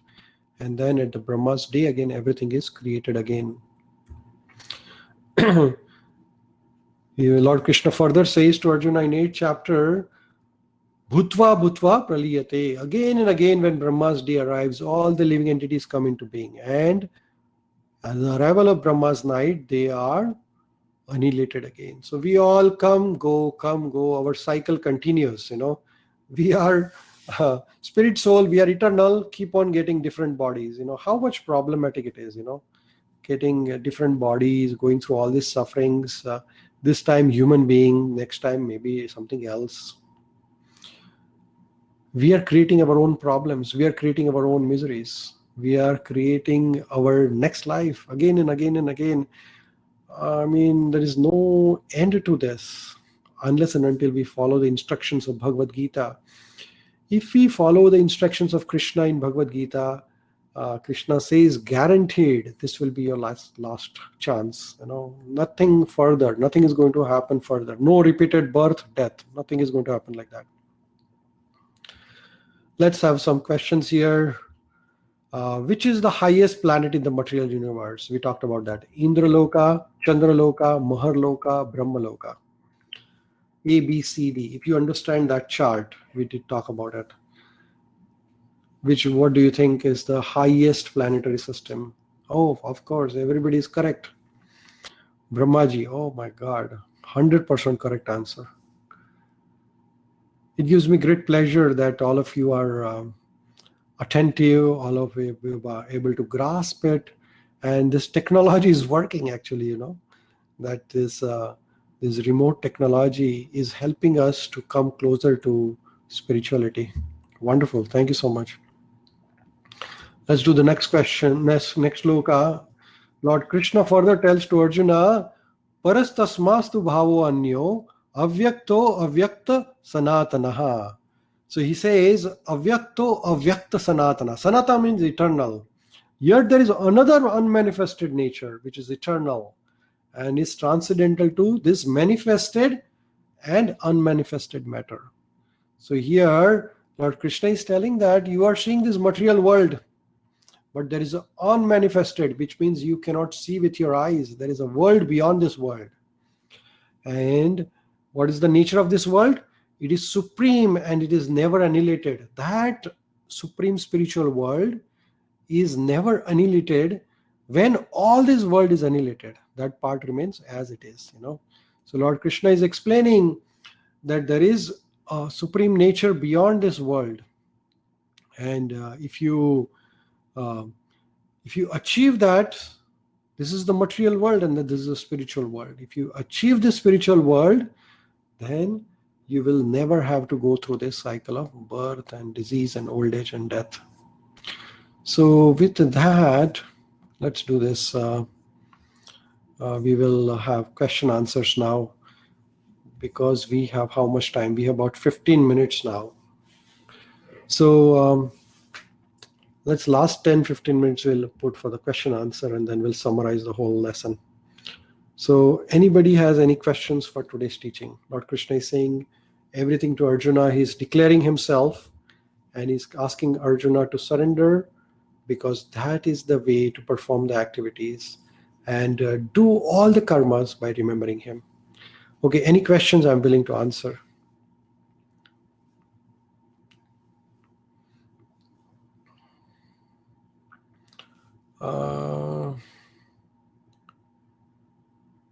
No questions at this time? Can you all hear me? Are you all there? Is everybody there? Yes? Okay. Okay, Sonali ji has a question. When Krishna is the creator, why he has created all this in the first place? Oh, wonderful question. You know, there was a song in India, Duniya Banane Wale, Kahe Ko Duniya Banai. I think your question resonates that song. Lina, the 7 planet system over the earth also have no life and death? Every planetary system has life and death. That is what Lord Krishna is saying. Abhur punarjanma bhuvarnar loka. You know? So every planetary system, whether you have a earthly planet or the higher planetary system, every planet has repeated birth and death. You know, here is the shloka. Lord Krishna says, Ajanma Abrahma punavaloka punar avrittinorjuna mamupetitu kaunteya punarjanmana vidyate. So Lord Krishna says every planetary system has repeated birth and death. Then his amusement, manifest and unmanifest, didn't get both the words. Okay, so let's discuss what is manifest. Manifest means which we can see with our eyes, right? And unmanifest means which we cannot see with our eyes, right? So we can see everything which is in our proximity, but we cannot see which beyond our vision. But it does exist, but we cannot see it. That is unmanifest. If Brahma is the creator, why not many temples constructed for him? Well, there are few temples of Brahmaji, but again, Brahmaji is a Jivatma, and Vishnu is Paramatma. Then what happens when we go to Krishna Loka and get out of repeated cycle and birth? So when we go to Krishna Loka, then we have eternal life. You know, Lord Krishna spoke to Arjuna, and let me show you the sloka here. Here, Lord Krishna says to Arjuna, what is he saying? For I'm easy to obtain, and he remains constant engagement in devotional service. And he is saying that he who meditates upon me as a supreme personality of Godhead, his mind engaged in me, remembering and undeviated, and is sure to attain me. And in that case, we get over what? We get over all the miseries, all the problems, everything becomes taken over by Krishna continuously, if we remember here. And then Lord Krishna says, after attaining my devotee, my never returns to this temporary world, which is Dukkhalayam, which is we get away from all the problems and we surrender to Supreme. Okay, so then what happens? So we always get pleasure, you know, we don't get birth and death, no disease, no problems, you know. If you remember or relate to God as a pure consciousness instead of Krishna, is it okay? That is perfect, fine. You know, you can remember Krishna, God as a creator, God as a Paramatma, God as a Bhagwan, God as a Jesus, Lord as a Allah. God has many names, so you can remember in whatever the name form you feel comfortable. We are following Bhagavad Gita as it is. So whatever Krishna is telling to Arjuna, I am presenting it as it is. So that is what is my aim. I don't want to dilute it, but um, you can replace the words as you wish, but I would not. How is bhakti better than dhyana yoga? In bhakti, there is still a mental activity. There's a question here, and I'm reading the question. In bhakti yoga, there is a mental activity by consciously surrendering to Krishna, whereas the spirituality is to cease mental activity. Hence, dhyana and nirvana is better. Of course, connection with Supreme is good for you. You can practice. However, as per Krishna, bhakti yoga has a direct path. Other paths have a lot of hurdles on it, while bhakti yoga is a direct, simple, easy path, and hence it is the best path for connecting with Krishna. Riva has a question. We do all good, but people take advantage of it. What karma we should do? Well, people are sometimes ignorant, so we don't worry about them, or we don't worry about whether somebody is praising or criticizing. We are doing our karmas as a karma, as a service to Krishna. So then how do you reach the Supreme? Leena ji has a question. After going through all the levels, you can reach the Supreme. So Leena ji's question is, how do you reach Supreme? Which means how do you reach the spiritual world? Whether you have to go through all the different planetary systems. No, if you remember Krishna at the time of death, you go to him directly rather than going through all the different planetary systems. Dattatreya ji has a question. How can I know how much life I have? Nobody knows. Life is very uncertain. So we have to be very careful, and we have to remember Krishna at every second of the life, because you never know when we are going to leave this world, right? Pada pada yada vipadam, it is said in Sanskrit. At every step there is a danger. So always remember Krishna. Swati, as different planets have same cycle of birth and death, then does Bhagavad Gita study give moksha to souls on different planets? Absolutely. So Bhagavad Gita takes us, if we follow instructions of Lord Krishna, then we go to the spiritual world. And what is the quality of the spiritual world? So here is the quality of the spiritual world.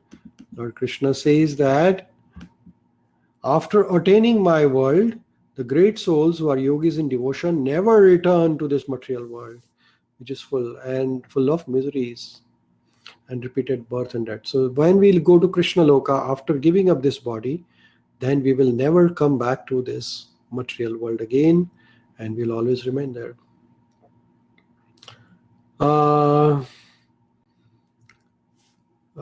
Swati ji has a question.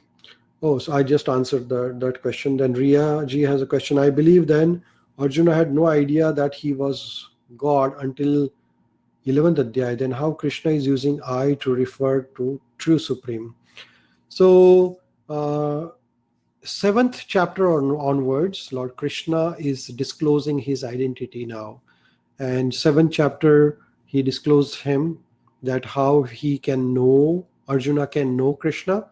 And then 8th chapter, he describes more in detail.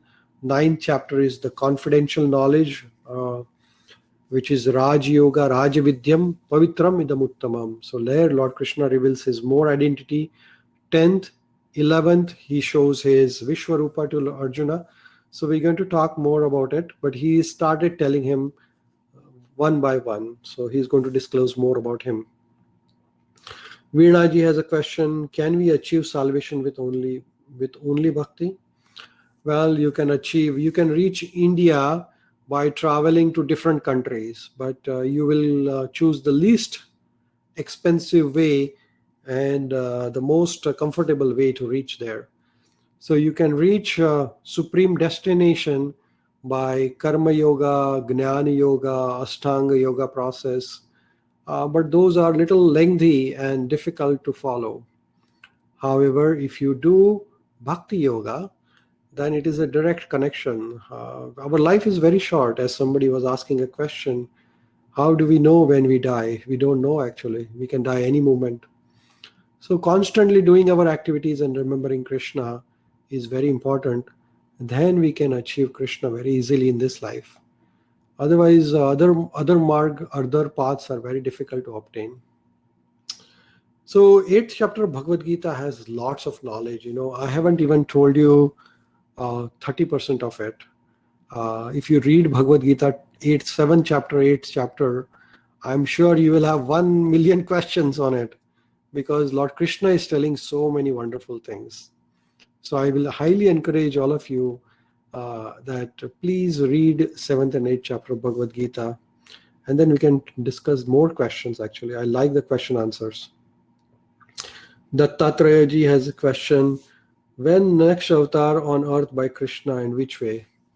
Well, there are innumerable incarnations of God or Krishna or Vishnu, and the last incarnation which is supposed to come will be the Kalki avatar.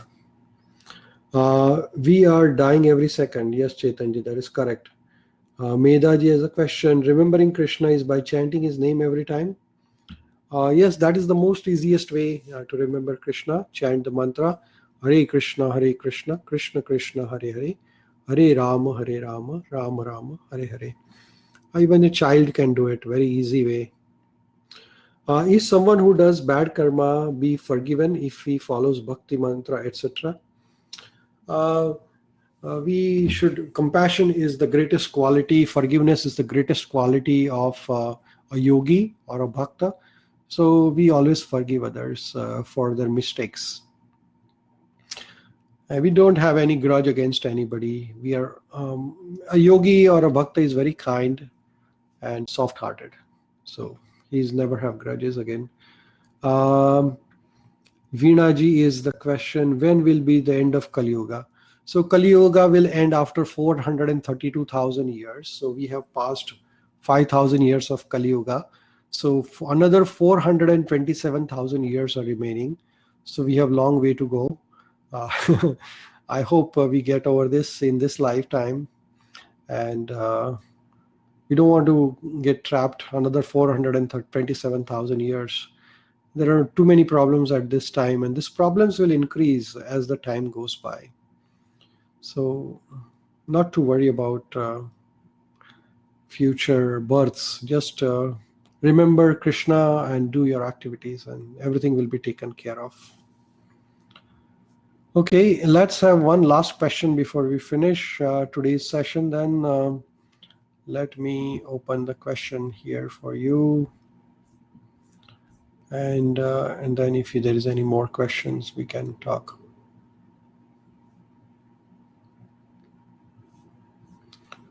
Okay. So what comprises one day of Brahma according to human calculation? 4 yugas rotating million times Earth here, 4 yugas rotating billion times Earth here, 4 yugas rotating 100 times, 4 yuga rotating 1,000 times Earth years. So answer is, oh my God, everybody's correct actually. I'm really amazed by the attentiveness of everybody. It's just amazing that everybody's answer is correct. Yes, if we have 4 yuga cycles of Satya Yuga, Treta Yuga, Dwapar Yuga, Kali Yuga, 1,000 cycles is just one day, 12 hours of Brahma. And then such will be the 12 hours of night of Brahma. So it's a huge, huge time for Brahmaji. Okay, let's have a next question. At what time of Brahma's life living entities annihilated? When Brahma's day is manifested, at the arrival of Brahma's night, both A and B, none of this. when everybody is annihilated. Amazingly, answer is B, and some people are answering C. So there is some confusion here, looks like. So let me clarify the confusion, that at the day of Brahma's day, like 12 hours at the evening time, entire universe, everything is destroyed, and that's the answer is B. So at the arrival of Brahma's night, at the evening, everything is destroyed, and then at the beginning of the day, everything is created again. So with that, we end the 8th chapter of Bhagavad Gita. Lord Krishna gives many instructions in 7th and 8th chapters. So I request everybody to read 7th and 8th chapter of Bhagavad Gita and ask any questions. You write down the questions, and then when we meet next time, just ask me the questions in person so I can answer it. Sometimes it's very difficult to answer questions on writing in email. So if you write down the questions while you're reading and ask the question, that will be really, really great. I'm open here for some time, and if you have any questions, we can talk about it. Please let me know if anybody has any questions.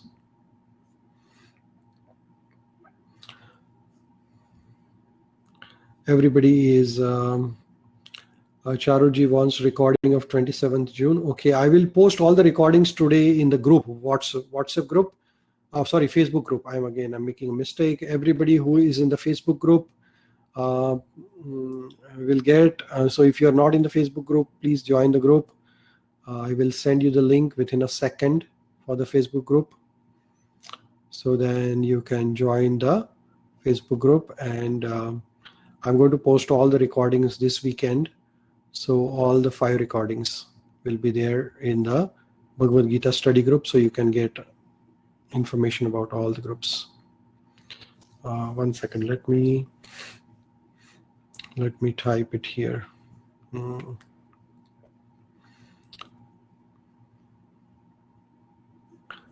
Here is the group, Bhagavad Gita study group.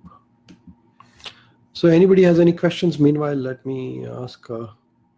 Thank you, Gary. Thank you, Nidhi-ji. Thank you, Raksha. Thank you, Riva, Hriday, Sonali-ji, Shubhangi-ji, Nikhil, Haribol, Medha, Charuji, Jigna-ji, Ankita-ji, Jilan. Thank you, Jilan. Thank you so much, Deepak. Thank you, Deepak. Thank you, Veena. Thank you, Medha. Dr. Anita, thank you so much. Thank you, Avinash-ji. Thank you, Rashmi-ji. Haribol, Madhufi. Veena, Tejas, thank you, Deepika. Thank you, Suresh. Bora-ji. Sarita ji, thank you so much. Rupal ji, thank you. Hari Kumar ji, thank you. Leena ji. Leena ji, thank you so much. Yes, Leena ji, you can ask any question if you have. Vinay ji, thank you. Parul ji. Swati ji. Tesha, thank you, Tesha. Tash, thank you, Tash. Thank you, Anand. Thank you, Swati ji. Happy Guru Purnima to you, Swati ji. Thank you. Thank you, Medha ji. Attachment of family should be there before dying. I would say more attachment for Krishna is better at the time of death. Thank you, Palviji. Okay, Leena ji says she will ask the question later. No problem. Thank you, Dhruv. Thank you, Vidya Lakshmi ji.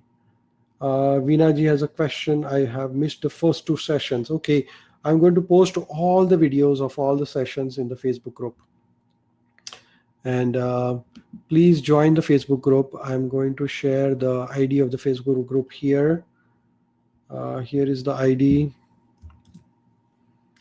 Please join the Facebook group. Link the Facebook group is here in the chat box.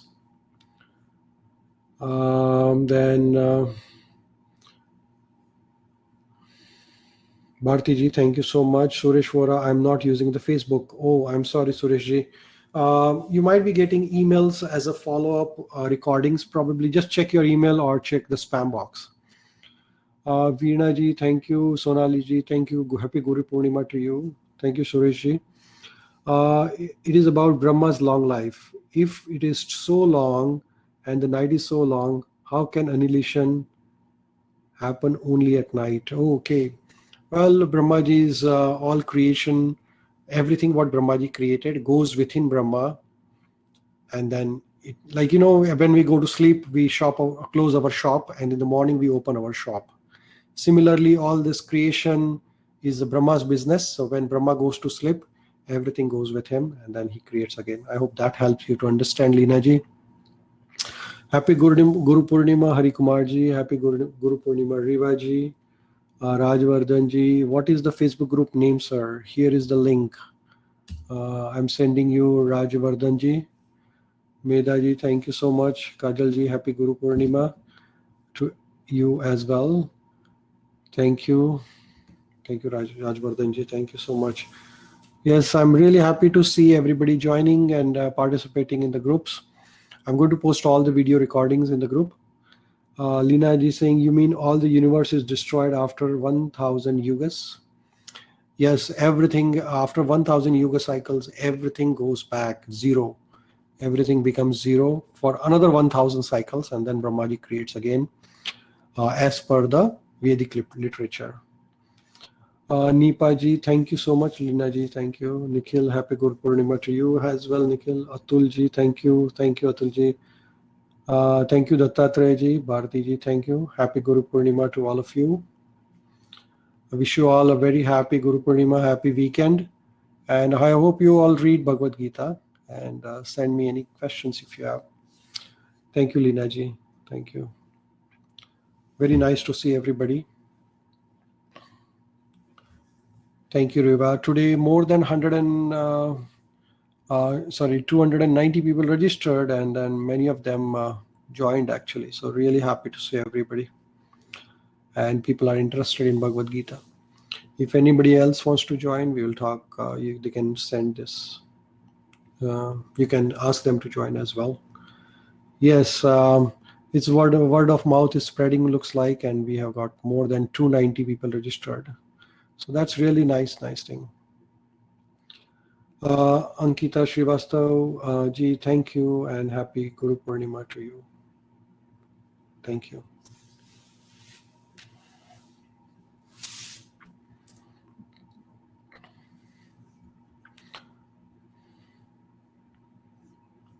Okay, we all thank you so much. Have a nice weekend. Take care. Stay safe. Bye for now.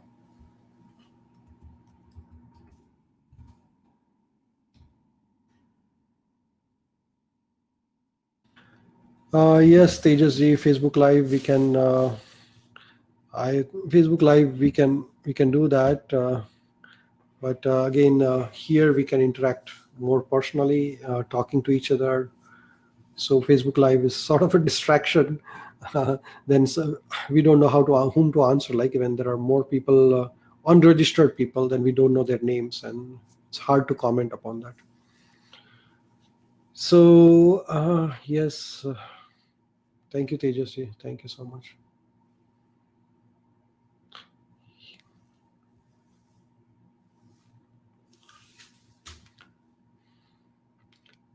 Thank you, everyone. Have a good evening and good morning to everyone. Take care. Bye. I'm logging out now.